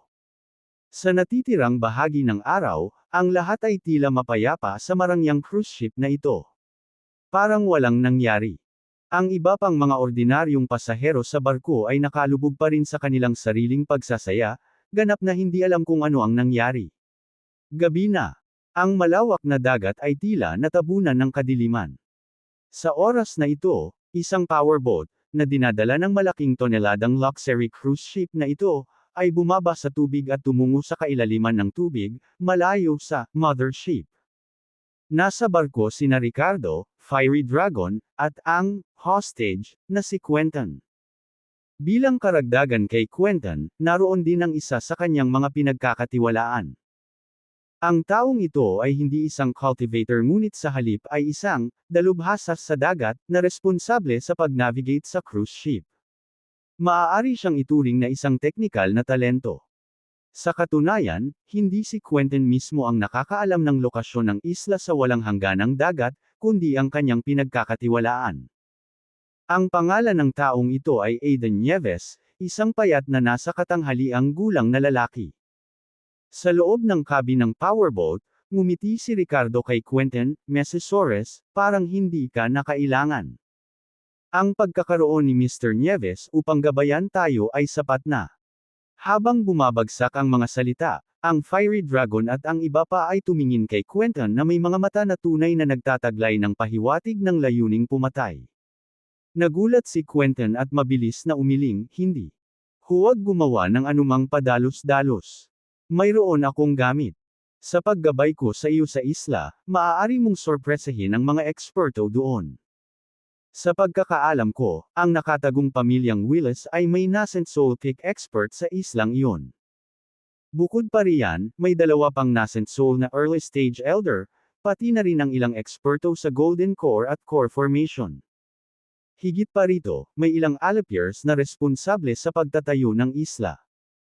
Kung dadalhin kita sa isla, masasabi kong isa ka pang grupo ng mga eksperto na ipinadala ng nakatagong pamilya Willis. Pagdating ng oras, maaari mo silang mahuli at magkaroon ng mas malaking pagkakataon na magtagumpay. Ano sa tingin ninyo lahat? Tanong ni Quentin. Hindi napigilan ni Ricardo na magtaas ng kilay. Maging si Fiery Dragon at ang iba pa ay may bahagyang solemna na ekspresyon. Ang nakatagong pamilyang Willis ay talagang mayroong isang nascent soul kick expert na nagbabantay sa isla. Bukod pa riyan, may dalawa pang eksperto sa nascent soul. Salamat sa Sun Moon Sect, hindi sila nagtipid sa oras na ito at nagpadala ng kabuuang 5 eksperto sa nascent soul. Hindi mo kailangang matakot. Nasabi ko na dati, basta't makikipagtulungan ka sa amin, hindi lang ililigtas ko ang buhay mo, kundi hahayaan din kitang sumali sa sekta namin at protektahan ka sa hinaharap. Tinutupad ko ang aking salita. Isang, mabait, ngiti ang lumitaw sa mukha ni Fiery Dragon habang tinatapik niya ang balikat ni Quentin para tiyakin siya. Kabanata 667 na lantad. Ito ay 2 AM sa kalagitnaan ng gabi. Natanaw na ng mga tao sa motorboat ang isla mula sa malayo. Habang papalapit sila, nagulat si Ricardo nang makitang medyo malaki ang isla. Ang distansya sa pagitan ng dalawang baybayin ay humigit kumulang 30 hanggang 40 kilometro, at ang isla ay may lawak na hindi bababa sa 100 kilometro kwadrado. Paanong walang nakatuklas ng ganoong isla noon pa man? Dapat mayroong isang bagay na kaina-hinala tungkol dito. Sa sandaling iyon, napansin nila ang isang parola sa isla, na may beacon nito na nagmamasid sa nakapalibot na dagat. Tila ang liblib na pamilyang Willis sa islang ito ay nagsimula na ng kanilang pag-unlad. Ang bangkang demotor ay hindi maiwasang nakakuha ng atensyon ng parola. Agad na naglabas ng regional communication device ang gwardya sa parola. May bangka na papalapit sa isla. Isang nagulat na boses ang nagmula sa kabilang dulo ng radyo. May bangkang paparating dito. Ang balita ng mga tagalabas na papalapit sa isla ay mabilis na nakarating sa namamahala sa liblib na pamilyang Willis sa isla. Pagkaraan ng ilang sandali, dumaong ang bangkang demotor sa dalampasigan, at ang Mesosaurus ay lumakad sa unahan, na sinundan ni Ricardo, Fiery Dragon, at iba pang eksperto mula sa Sun Moon Sect. Tumigil ka. Sino kayong mga tao? Private property ang islang ito. Sino ang nagpahintulot sa iyo na pumunta sa Pampang? Pagtapak nila sa isla, isang pangkat ng mga tao ang lumapit sa kanila. Ang namumuno sa kanila ay isang katiwala mula sa liblib na pamilyang Willis, na ang lakas ay nasa Golden Core Realm. Ngunit sa sumunod na segundo, natigilan ang katiwala nang makita niya si Quentin. Mesosaurus, bakit nandito ka na naman? Sinulyapan niya ang mga tao sa likod ni Quentin, at may bakas ng pagkagulat ang sumilay sa kanyang mga mata. Bilang isang eksperto sa Golden Core, masasabi niyang marami sa mga taong sumama kay Quentin sa pagkakataong ito ay may katulad na lakas sa kanya. Bilang karagdagan, may ilang mga individual na ang lalim ay hindi niya masusukat. Mga eksperto. Saan nagmula ang napakaraming eksperto? Sa sandaling ito, natawa si Quentin at sinabing, "Wala akong magagawa, Connor. Hiniling sa akin ng pamilya na dalhin ang mga taong ito dito para sakupin ang islang ito. Wala akong magagawa tungkol dito." Ano? Sakupin ang islang ito? Sino sila? Ang islang ito ay kabilang sa aming liblib na pamilyang Willis. Sino ang nagbigay ng karapatang pumalit sa iba? Nagdilim ang mukha ng katiwala, at nagtanong siya ng may galit. Ang koponan sa likod niya ay mayroon ding hindi magiliw na mga ekspresyon habang sinisiyasat nila si Ricardo at ang kanyang grupo. Bastos kang tanga. Ang lakas ng loob mong magsalita ng walang galang. Humihingi ka ng kamatayan. Sa mga salitang ito, humakbang pasulong si Fiery Dragon, mayabang na insulto sila. At pagkatapos, bigla siyang kumilos, hinampos ng palad si Connor. Nagpakita siya ng isang labis na dominante at mapagmataas na paraan, na nagpapakita ng ganap na pagwawalang bahala sa liblib na pamilyang Willis, na parang nakatayo siya sa itaas nila. Bang! Bagamat si Connor ay isang dalubhasa sa Golden Core, pakiramdam niya ay ganap siyang walang kapangyarihan laban sa palad na ito. Sa isang mahinang tunog, pinalipad si Connor. Pagkalapag, nagluwas siya ng isang bibig ng dugo at hamina ang kanyang aura. Ito ay maliwanag na siya ay nagdusa ng matinding panloob na pinsala. Isang nascent soul expert. Sino? Sino kayong mga tao? Gulat na tanong ni Connor. Sabihin ng mga idiot na ito mula sa liblib na pamilyang Willis kung sino tayo, itinuro ng Fiery Dragon si Quentin at sinabi. Nasaksihan ang saloobin ni Fiery Dragon, ang mukha ni Connor ay nagpahayag ng magkahalong hinala at kawalan ng katiyakan. Hindi niya maintindihan ang pagiging mapagpakumbaba na tila minamaliit ang liblib na pamilyang Willis. Ang mga dignitaryo na ito ay nagmula sa ang Ancient Willis family. At ang taong ito dito ay ang tagapagtanggol ng pamilyang sinaunang Willis, si Whitefire. Tinuro ni Quentin si Fiery Dragon at ipinakilala siya kay Connor ayon sa bilin ng huli. Nauna nang iminungkahi ni Quentin na si Ricardo at ang kanyang grupo ay magkaila bilang mga miyembro ng liblib na pamilyang Willis, ngunit na-veto ng Fiery Dragon ang ideya. Malaki ang posibilidad na makilala ng mga eksperto sa loob ng liblib na pamilyang Willis ang isa't isa. Ang pagpapanggap sa kanila ay madaling malantad. Sa kabilang banda, ang pagpapanggap bilang mga miyembro ng Ancient Willis family ay magiging mas magagawa. Pagkatapos ng mga salita ni Quentin, biglang nagbago ang ekspresyon sa mukha ni Connor. Ano? Ikaw ay mula sa Ancient Willis family? Nagtatakang tanong niya, at lahat ng galit sa mukha niya ay nauwi sa pagdududa. Naiintindihan mo na ba ngayon? Ang liblib na pamilyang Willis ay sangay lamang ng pamilya. Ang mga mula sa liblib na pamilyang Willis ay walang iba kundi mga aso sa aming sinaunang pamilyang Willis. Dahil lang sa Katie wala ka, naglakas loob kang sigawan ako. Kaya kitang patayin, at kahit si Neymar ay hindi maglalakas loob na magsabi ng kahit ano. Mayabang at mayabang na sabi ni Fiery Dragon. Si Neymar Willis ang kasalukuyang pinuno ng modernong liblib na pamilyang Willis. Nang marinig ito, si Connor at ang mga miyembro ng liblib na pamilyang Willis sa tabi niya ay nagpakita ng sama ng loob. Masyadong malupit ang mga salita. Ano ang ibig sabihin na ang mga tao mula sa liblib na pamilyang Willis ay pawang mga aso ng sinaunang pamilyang Willis? Gayunpaman, hindi sila nang ahas na ipahayag ang kanilang galit. Kung ang kabilang partido ay mula sa sinaunang pamilyang Willis, talagang hindi nila magagawang pukawin ang mga ito. Tama na kalokohan. Sino ngayon ang namamahala sa islang ito? Isama mo ako sa kanila. Ang spiritual vein sa islang ito ay kabilang sa sinaunang pamilyang Willis. Hinawayway ni Fiery Dragon ang kanyang kamay sa isang dominanteng paraan, na nagpapahiwatig na si Connor ang manguna. Ito, oo. Ilang saglit na kumislap ang tingin ni Connor, at sa huli, atubiling sumang-ayon, hindi nang ahas na magsalita. Ilang sandali pa. Sa gitna ng isla, sa loob ng isang pansamantalang kuta na bato. Si Connor, na may bakas ng dugo sa sulok ng kanyang bibig, ay dinala sina Quentin, Ricardo, at ang mga eksperto mula sa Sun Moon Sect sa lugar na ito. Sa labas ng gate ay naghihintay na ang isang matandang matipuno ang katawan kasama ng kanyang mga tauhan. Halatang nakatanggap siya ng balita kanina. Si Ricardo, na kasalukuyang sama-sama sa 20 o higit pang mga eksperto mula sa Sun Moon Sect, ay tumingin mula sa malayo at ang kanyang mga mata ay biglang kumislap sa pagkagulat.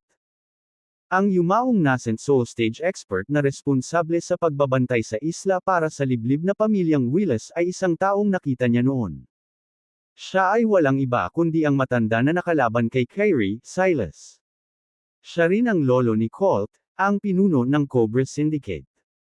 Sa hindi inaasahang pagkakataon ay muli niya itong na-encounter dito. Iniisip ni Ricardo na malamang na namatay ang kanyang apo, kaya lumabas siya upang magpahinga. Tahimik na ungol ni Ricardo sa kanyang puso. Sa sandaling ito, bagamat si Silas ay nagpakita ng paglapit sa kanila upang batiin, ang kanyang mukha ay nanatiling walang ekspresyon. Ang kanyang titig ay may bakas ng talas habang sinusuri niya ang Fiery Dragon at ang mga taong nasa tabi niya. Bilang isang peak late nascent soul stage existence, kahit na siya ay tunay na nakaharap sa isang tao mula sa sinaunang pamilyang Willis, hindi siya yuyuko at susubukang pasayahin sila. Ikaw ba ang namamahala sa islang ito? Umakyat si Fiery Dragon at tinasa rin si Silas. Sa loob-loob, palihim niyang tinitimbang ang lakas ng kalaban. Tumango si Silas ngunit hindi nakipag-usap kay Fiery Dragon. Sa halip, tumingin siya kay Quentin at nagtanong, Quentin, sila ba ay mula sa sinaunang pamilyang Willis? Tumango si Quentin, tama, sila ang mga dignitaryo ng sinaunang pamilya Willis. Hindi na nagsalita pa si Silas ngunit hinarap ang Fiery Dragon, mayroon ka bang anumang pagkakakilanlan?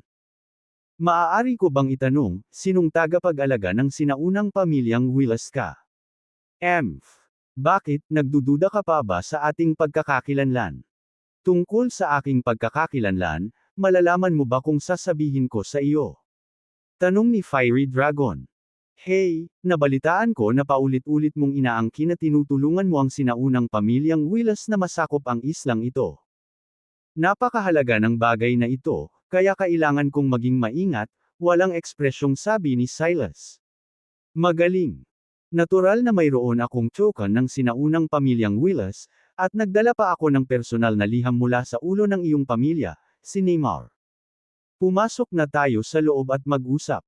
Kami ay mga tao mula sa sinaunang pamilyang Willis. Bilang isang elder lamang ng liblib na pamilyang Willis, inaasahan mo bang tatayo ako sa labas at kakausapin ka? Ipinamalas ng Fiery Dragon ang kanyang pagmamataas at pagmamalabas na saloobin sa sukdulan. Ang kanyang kilos ay tila nagmumungkahi na ganito ang pakikitungo ng sinaunang pamilya Willis sa kanilang mga pamilya sa branch. Nanlamig ang mukha ni Silas at ngumuso siya, sinenyasan silang pumasok, then please. Sa sandaling ito, kumislap ang mga mata ni Ricardo na may bakas ng pagkagulat, na maingat na bumagsak sa likuran ng grupo ng mga eksperto mula sa Sun Moon Sect. Bahagya niyang naramdaman na tila banayad ang kapaligiran. Bagamat napakalakas ng Fiery Dragon ng Sun Moon Sect, pagdating sa pagiging maislan sa paghawak ng mga bagay. Tamang-tama, sa susunod na segundo, tulad ng pagpapakita ng Fiery Dragon sa pagpasok sa kuta ng bato at papalapit sa loob ng 5 metro ng Silas, isang biglaang pagbabago ang naganap. Atake. Biglang, 2 malalaking martilyo ang lumitaw sa manipis na hangin sa mga kamay ni Fiery Dragon, nang walang anumang babala, at dumurog kay Silas. Gayunpaman, tila si Silas, ang elder ng liblib na pamilyang Willis, ay inihanda ng maaga. Kabanata 668 Peak Battle. Bilang 2 peak na pag-iral sa huling yugto ng Nascent Soul Realm, hindi maliitin ni Fiery Dragon si Silas. Sa makatuwid, nais niyang subukan kung maaari niyang sorpresahin ang kalaban sa isang palihim na pag-atake at makakuha ng ganap na kalamangan at inisyatiba. Gayunpaman, kahit na ang pinakamataas na ekspertong ito mula sa Sun Moon Sect ay may kakilakilabot na lakas, ang kanyang katalinuhan ay kulang. Si Silas ay palaging nag-aalinlangan tungkol sa kanila. Kahit na ang sinaunang pamilyang Willis ay nagtakda ng kanilang mga pasyalan sa islang ito na may spiritual vein at gustong angkinan ito para sa kanilang sarili, hindi sila magsasama ng isang tulad ng Mesosaurus, isang menor de edad na karakter, kasama nila. At least, magkakaroon sila ng isang importanteng tao mula sa reclusive na pamilyang Willis na nangunguna, di ba? Kaya naman, si Silas, na nagtago ng mga hinala at nanatiling nakabantay, ay nag-react sa sandaling inilunsad ng Fiery Dragon ang kanyang pag-atake. Sa paglabas ng kambal na martilyo ng kalaban, agad na gumawa si Silas ng makapal na likod na longsword sa kanyang kamay at sinalubong ang mga martilyo ng may slash. Klang! Sinabayan ng tunog ng pag-aaway ng metal, nagbanggaan ang mga pag-atake ng 2 Nascent Soul Peak powerhouses. Ang nakakatakot na natitirang puwersa ay naging sanhi ng panginginig ng espasyo. Kahit na ang mga nakapaligid na eksperto sa Golden Core ay nayanig ang kanilang dugo at enerhiya sa natitirang puwersang ito, ang ilan ay nagtamo pa nga ng maliliit na pinsala sa loob. Damn it, sino kayong mga tao? How dare you make trouble in the territory of the reclusive Willis family? Hinahanap mo ang kamatayan. Galit na tanong ni Silas. Ang islang ito ay hindi rin kabilang sa iyong pamilyang Willis. Patayin. Alisin ang lahat maliban sa aming sariling mga tao. Ang boses ni Fiery Dragon ay may malakas na hangarin sa pagpatay habang nag-utos siya sa mga eksperto ng Sun Moon Sect. Nanginginig ang puting balbas sa kanyang baba. Susunod, ang mga nasa Core Formation Realm ay maaari lamang ituring na cannon fodder, at ang Peak Battle ay sumiklab sa mga nasa Golden Core Realm. Upang maiwasang hindi sinasadyang masaktan ang sarili nilang mga tao, sinadyang dumistansya ng Fiery Dragon at Silas, ang 2 Nascent Soul Peak powerhouses, ang kanilang mga sarili sa iba at nasangkot sa matinding labanan. Hinanap ng 4 na Nascent Soul expert mula sa Sun Moon Sect ang Nascent Soul expert mula sa reclusive na pamilyang Willis. Ang iba pang mga dalubhasa sa Golden Core ay itinuloy ang kani-kanilang mga target. Ito ay nagkakahalaga ng pagbanggit na sa simula ng labanan, ang Sun Moon Sect ay agad na nakakuha ng kalamangan. Kahit na ang Fiery Dragon ay kapantay ni Silas sa antas ng cultivation, ang bilang ng mga nascent soul na eksperto sa isla, hindi kasama siya, ay 2 lamang. Sa kabilang banda, ang Sun Moon Sect ay mayroong 4 na nascent soul powerhouses, kabilang ang isa sa mid-stage. Sa mga tuntunin ng mataas na antas ng kapangyarihang panlaban, hindi lamang sila nagkaroon ng bentahe sa bilang ngunit nalampasan din nila ang kalidad ng pamilyang Willis. Sa sandaling ito, ang 4 na nascent soul expert mula sa Sun Moon Sect ay nagpares sa 2, na nakikibahagi sa 2 sa isang laban, na pinilit ang iba pang 2 nascent soul expert mula sa reclusive na pamilyang Willis na tumuon sa pangangalaga sa sarili. Sa mga tuntunin ng antas ng Golden Core, nagkaroon din ng kalamangan ang Sun Moon Sect. Maaaring hindi inaasahan ni Silas ang pagsiklab ng labanan ng ganoon kabilis, kaya hindi niya natipon ang lahat ng mga eksperto sa isla. Para sa mga eksperto sa core formation mula sa reclusive na pamilyang Willis at iba pa, sila ay kanyan lamang sa antas ng labanan.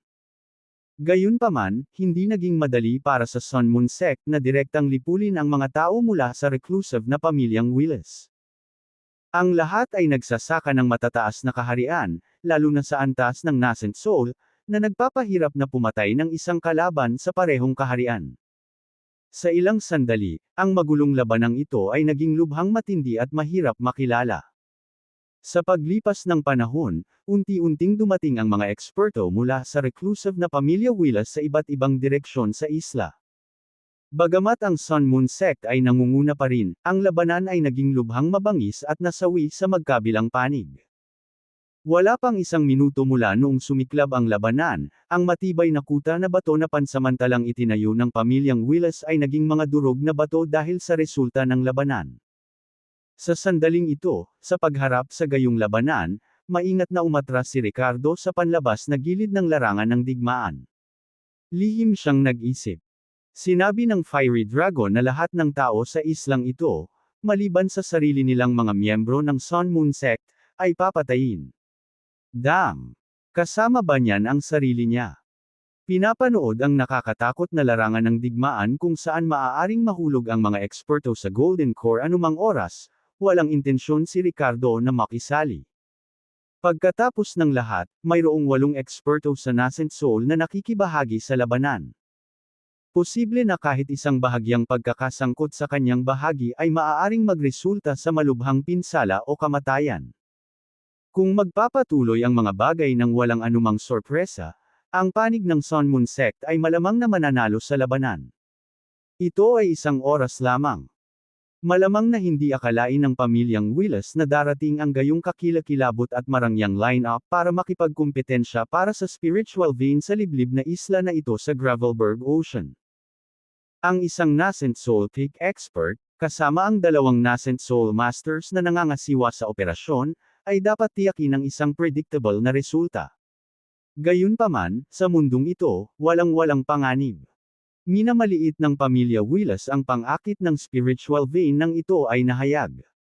Saglit na pinagmasdan ni Ricardo ang labanan nina Fiery Dragon at Silas bago tahimik na lumipat sa ibang direksyon.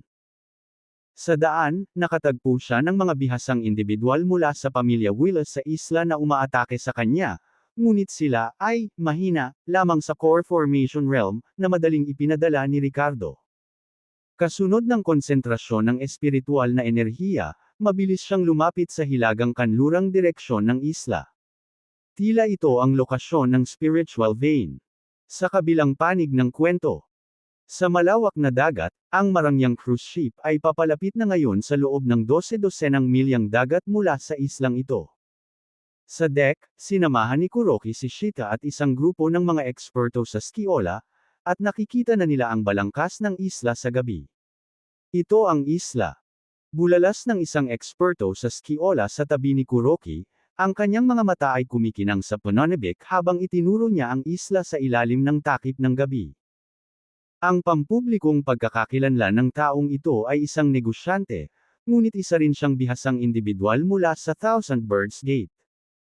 Ang lalaking ito ang nakatuklas ng kakaibang katangian ng isla noong naunang dumaong dito ang Mesosaurus, na kalaunan ay humahantong sa paghahayag ng impormasyong ito sa Thousand Birds Gate. Kapansin-pansin, ang marangyang cruise ship ay ganap na ngayong kinuha ng Kuroki at ng mga eksperto sa Skiola. Ang mga naunang bisita sa barko, kabilang ang mga subordinate ni Mesosaurus, ay maaaring pinatay o itinaboy.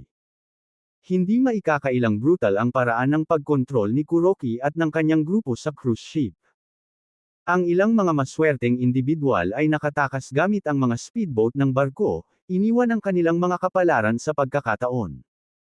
Ang mga kasalukuyang bisita sa marangyang cruise ship ay tunay na kapaspalad. Bagamat ang ilan ay nawalan lamang ng kayamanan noon, marami na ang nagbuwis ng kanilang buhay. Ang pagsusugal ay hindi kailanman nagdala ng swerte sa sinuman. Hey there! Ang islang ito ay malapit nang maging sa atin ng Skiola at magsisilbing teritoryo ng sekta para sa Thousand Birds Gate.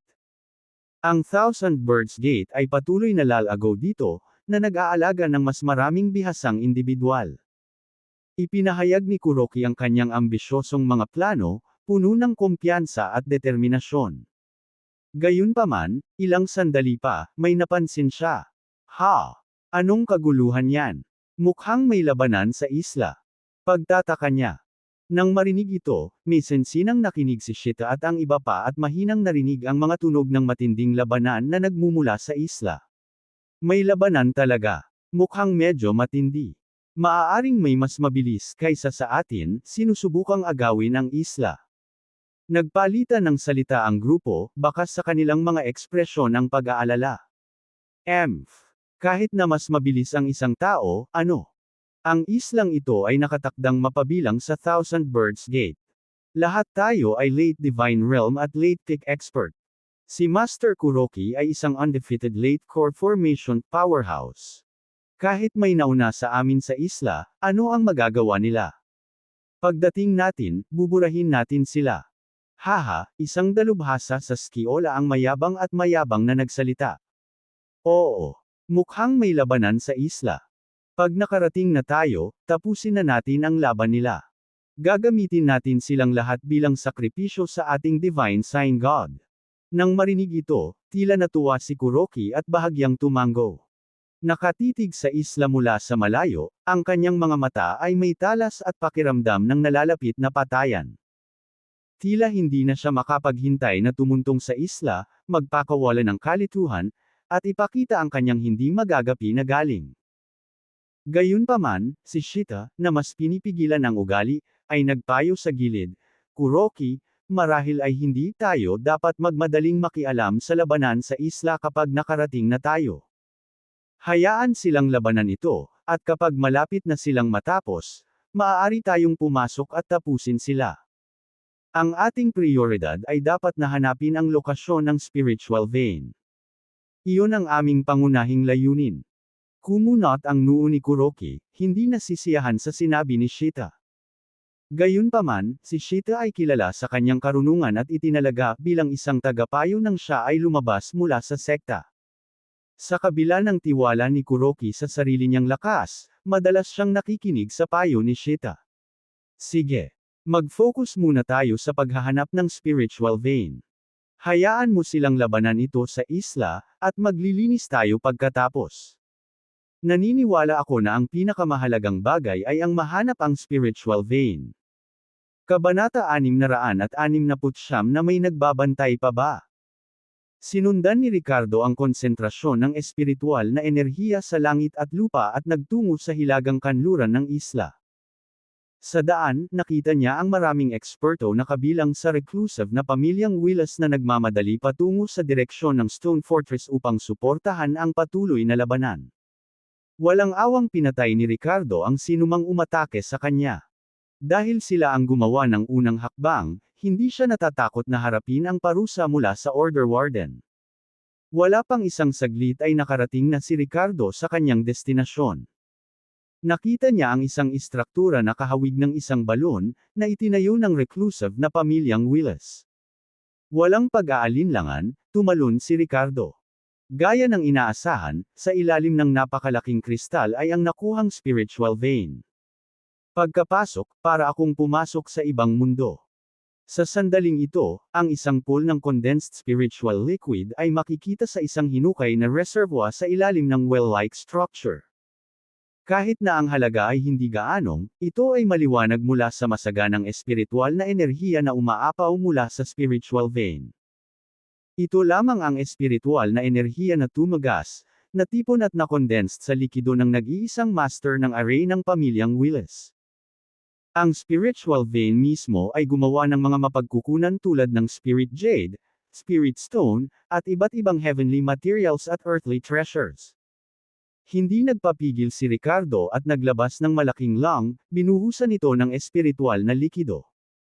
Itong lung ay nakalagay sa loob ng storage bag na ibinigay sa kanya ni Sullivan. Ang storage bag na ito ay higit na nakahihigit kaysa sa mustard seed bag na nakuha niya mula sa Hudpid sect, na may mas malaking espasyo. Mula nang siya ay hinabol ng mga miyembro ng sinaunang pamilyang Winter at napagtanto na ang balahibo at treasure map ay maaaring magdulot ng gulo, inilagay ni Ricardo ang dalawang bagay na iyon sa storage bag na ganap na naghihiwalay ng anumang aura. Ang mga mahahalagang bagay tulad ng jade pendant na hugis dragon ay ginagamot sa parehong paraan. Hindi nagtagal, napuno ni Ricardo ang lung ng lahat ng espiritual na likido sa paligid. Pansamantala lang ang okupasyon ng pamilyang Willis sa islang ito, at ilang araw lang nilang inipon ang likido sa labas ng spiritual vein, kaya wala masyadong. Hindi man ito sapat upang mapuno ng lubusan ang lung, ngunit ito ay mas mabuti kaysa wala. Sumunod, natuklasan ni Ricardo ang isang daanan na nagpatuloy sa ilalim ng lupa. Iyon dapat ang mas malalim na bahagi ng spiritual vein.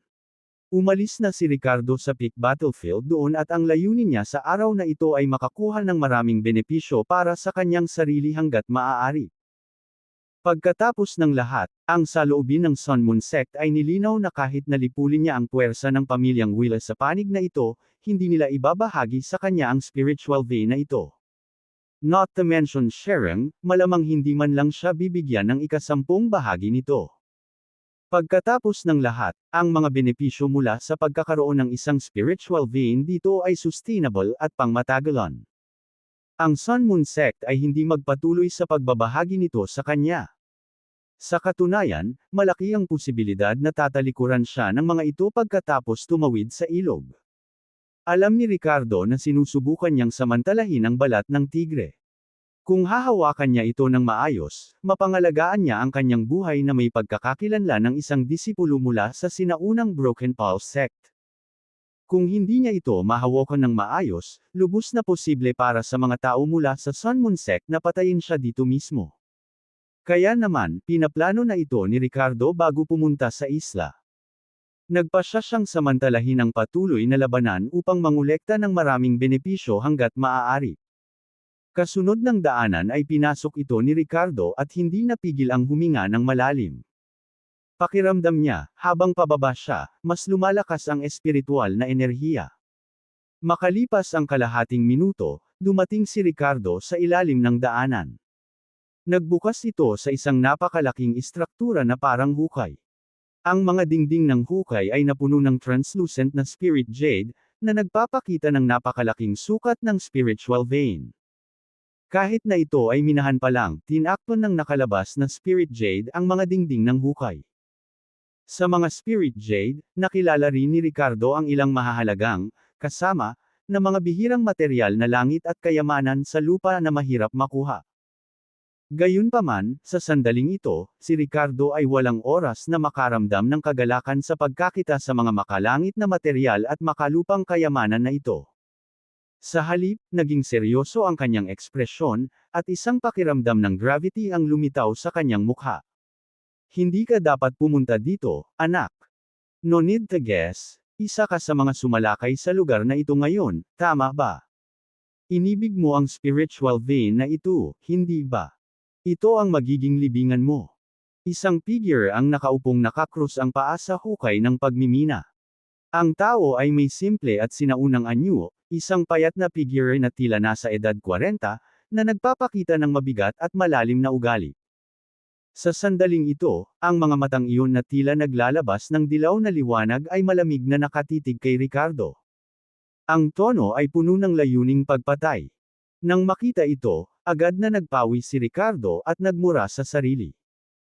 Hindi niya inaasahan na sa gitna ng kaguluhan sa labas, magkakaroon pa rin ng isang maagang nascent soul stage expert na magbabantay sa kalaliman ng spiritual vein na ito. Kung ang lahat ng mga tao mula sa pamilya Willis, kasama si Silas at ang iba pa mula sa nakatagong mundo, ay patay, ano ang silbi ng hanggal na ito sa pagbabantay dito? Anong tanga? Walang imak na reklamo ni Ricardo sa kanyang puso. Ngunit ito ay nasa puntong ito, at ang pagsasabi ng kahit ano ay walang silbi. Kailangan niyang humanap ng paraan para harapin ang nascent soul expert na ito at iligtas ang sarili niyang buhay. Elder, mali ang pagkakaintindi mo, miyembro ako ng pamilya. Inutusan akong tawagan ka. Ang mga tao natin sa labas ay hindi na makakatagal. Sinabi ng Supreme Elder na magmadaling lumabas at suportahan sila, hindi na kailangang magbantay dito. Udyok ni Ricardo, na para bang buhay at kamatayan. Gayunpaman, ang dilaw na mata ay huminga ng malakas bilang tugon, kilala ko ang lahat sa islang ito, at hindi pa kita nakita. Anak, maghanda ka para mamatay. With that said, hindi na sinayang ng lalaki si Ricardo. Ang figure na orihinal na nakaupo sa lupa ay biglang pumailanglang sa hangin at mabilis na tumakbo patungo sa Ricardo. Sa kanyang kamay ay isang metal-ikong tungkod na kasing kapal ng braso. Ang dilaw na ningning ay sumili dito, na nagpapakita ng mabigat at solidong texture. Boss! Ang welga na pagmamayari ng isang nascent soul expert ay nagdala ng pagbaluktot ng espasyo at pagbabago-bago, na bumagsak patungo sa ulo ni Ricardo. Magwala. Ang Glacial River Dragon Sparrow Blade ni Ricardo, na naglalabas ng ginintoang at asul na liwanag, ay mahigpit na hinawakan sa kanyang kamay habang inilalabas niya ang lahat ng kanyang lakas upang ipagtanggol ang sarili. Klang! Umalangaw-ngaw ang tunog ng pagbangga ng bakal nang biglang lumiit ang figure ni Ricardo, mariing yumuko ang kanyang mga paa, at napaatras siya. Pakiramdam niya ngayon lang ay may bumagsak na maliit na bundok. Ang nakakakilabot na puwersa ay nagpang-inig sa kanyang puso. Matapos patatagin ang sarili, hindi napigilan ni Ricardo na mapaungol, namumula ang mukha. Dahil sa pagkakabangga sa kalaban, nanginig ang kanyang aura. Kitang-kita niya na basag na ang palad ng kanang kamay, at nanginginig ang mga braso. Ang welga mula sa isang maagang dalubhasa sa nascent soul ay sobrang nakakatakot.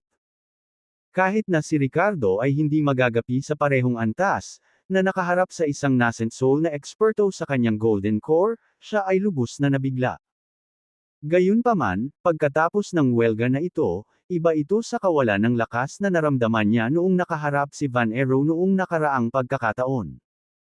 Bagamat tila lubusang dahado si Ricardo, isang matalim na kislap ang sumilay sa kanyang mga mata. Sa loob, tila may malakas na hangarin sa labanan na kumukutitap. Ang iyong likas na katangian ay Earth attribute. Sabi ni Ricardo sa malalim na boses. Mayaman na lupang matigas na anyo. Talagang nagtataglay ka ng rich soil unyielding form. At saka, nagising ka ng isang espesyal na katangian, Thunder Constitution.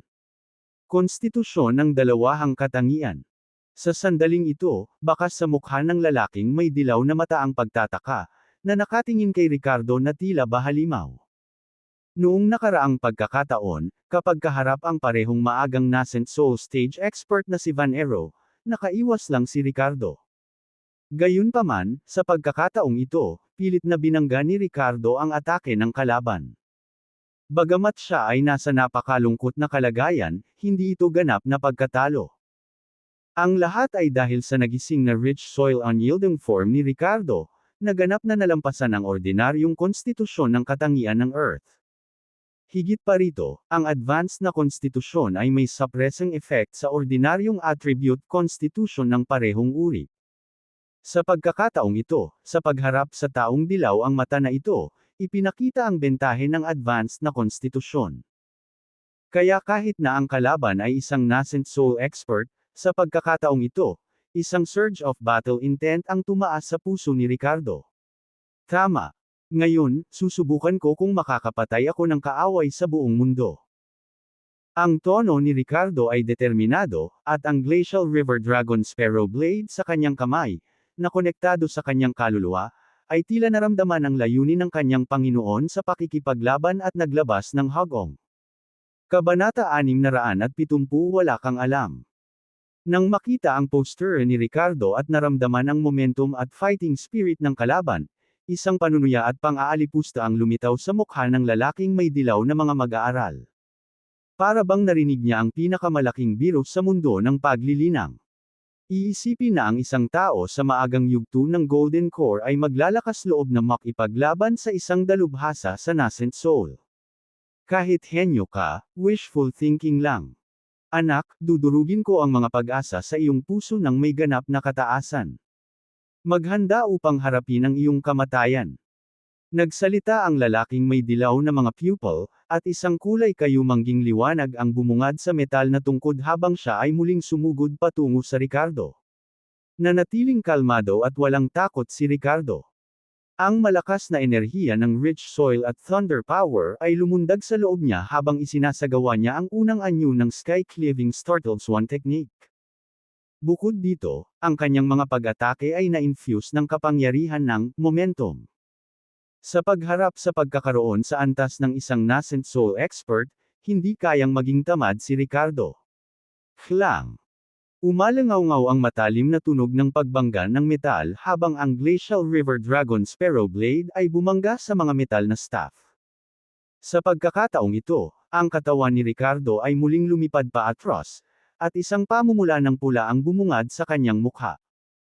Nabasag na ang bibig ng kanyang tigre, umaagos ang dugo, at may bahid ng dugo ang kanyang bibig at butas ng ilong. Hahaha, anak, nararamdaman mo ba ang agwat sa pagitan mo at ng isang nascent soul expert? Wala kang alam tungkol sa kapangyarihan ng isang nascent soul expert. Ang lalaking may dilaw na mga balintataw ay tumawa ng mayabang at naiinis na tanong. Ang kanyang mukha ay puno ng pagmamalaki bilang isang nascent soul expert. Para bang si Ricardo sa kanyang harapan ay walang iba kundi isang langgam na paglalaroan. Sa katunayan, nalampasan siya ng mga katangian ni Ricardo, ngunit tila hindi nito kayang bawiin ang agwat sa pagitan ng Golden Core at Nascent Soul. Sa unang banggaan, ang mga panloob na organo ni Ricardo ay dumanas ng matinding pagkabigla, at sa pagkakataong ito, sa wakas ay nagtamo siya ng malaking pinsala sa loob. Naramdaman ni Ricardo ang napunit na sakit na dumadaloy sa kanyang buong katawan, sa loob at labas. Gayunpaman, ang kanyang pares ng mabituing mga mata ay tila nagniningning ng mas maliwanag, at isang masamang ngiti ang lumitaw sa kanyang mukha. Hindi mo siguro alam na kung hindi mo ako mapapatay sa isang iglap, ikaw ang mamamatay. Wala kang alam sa mga pamamaraan ko. Gumanti si Ricardo sa parehong paraan at tono ng lalaking may dilaw na mga balintataw. Sa sandaling ito, ang enerhiya ng dragon ay lumakas ng husto sa loob niya, na naghalo sa primordial energy sa kanyang pusod. Sa isang sandali, ang mga sugat na natamo niya ay halatang gumaling sa mabilis na takbo. Ang bibig ng basag na tigre ay gumaling sa ilang paghinga. Ginawa ng Dragon's Energy Primordial Technique si Ricardo na kasing tatag ng isang immortal. Gaya nga ng sinabi niya, hanggat hindi siya agad napatay, kahit ano ay posible. Lumalaban pa rin kahit na malapit na ang kamatayan. Hindi naintindihan ng lalaking may dilaw na pupils ang nangyayari. Malamig siyang ngumisi at inatake muli si Ricardo, umaasang sasamantalahin ang kanyang mga sugat at mabilis na haharapin ito. Lumakas ang fighting spirit ni Ricardo, at ang Glacial River Dragon Sparrow Blade ay nag-vibrate na parang dagandong ng dragon habang siya ay walang tigil na humahampas pasulong. Sky-cleaving startled swan, pangalawang anyo. Sa ilang sandali, isang hindi pantay na labanan ang patuloy na naganap. Ang lalaking may dilaw na mga mag-aaral ay umasa sa kanyang lubos na lakas na superioridad kaysa kay Ricardo at naisip na mabilis niyang tapusin ang laban. Gayunpaman, ang kasunod na labanan ay labis na lumampas sa kanyang mga inaasahan. Pagkatapos ng bawat banggaan, pinalipad pa rin si Ricardo, at sa tuwing nalilibugan siya, tila mas malala ang mga sugat niya. Pagkatapos ng isa pang banggaan, nagluwas si Ricardo ng isang subo ng dugo, at isang pahiwatig ng pulang-pula ang lumitaw sa kanyang mga tainga at mata. Naging seryoso ang lalaking may dilaw na mga estudyante sa mga sandaling ito.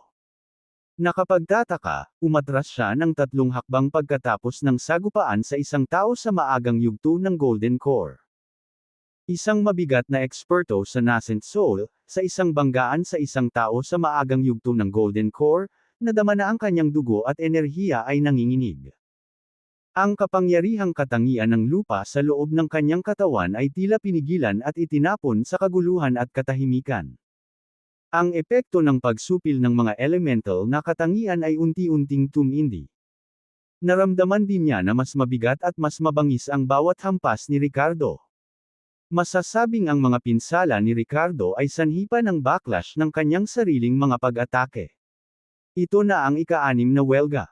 Paano naman yun? Pinilit ba kita pabalikan? Hehe, duda ako na makakatagal ka hanggang sa aking ika-9 na welga. Sa sandaling ito, nagluwas si Ricardo ng isang bibig ng bula ng dugo at nagsuot ng nakakatakot na ekspresyon sa kanyang mukha, na ginagaya ang paraan ng pagsasalita ng lalaking may dilaw na mga pupil. Sa pagbagsak ng mga salita, sa pagkakataong ito, si Ricardo ang nagkusa at naglunsad ng pag-atake sa lalaking may dilaw na mga mag-aaral. Isang malamig na buntong hininga ang pinakawalan ng lalaking may dilaw na pupil at hamarang sa kanyang mga tauhan. Boom! Ang nakakatakot na natitirang enerhiya ay kumalat sa lahat ng direksyon. Ang parehong mga figure ay ipinadala sa parehong oras. Emph! Matapos patatagin ang kanyang sarili, ang lalaking may dilaw na mga pupil ay hindi inaasahang nagpakawala ng mahinang ungol, at isang bakas ng dugo ang lumitaw sa sulok ng kanyang bibig. Bakas sa mukha niya ang ekspresyon ng hindi makapaniwala. Nasugatan siya.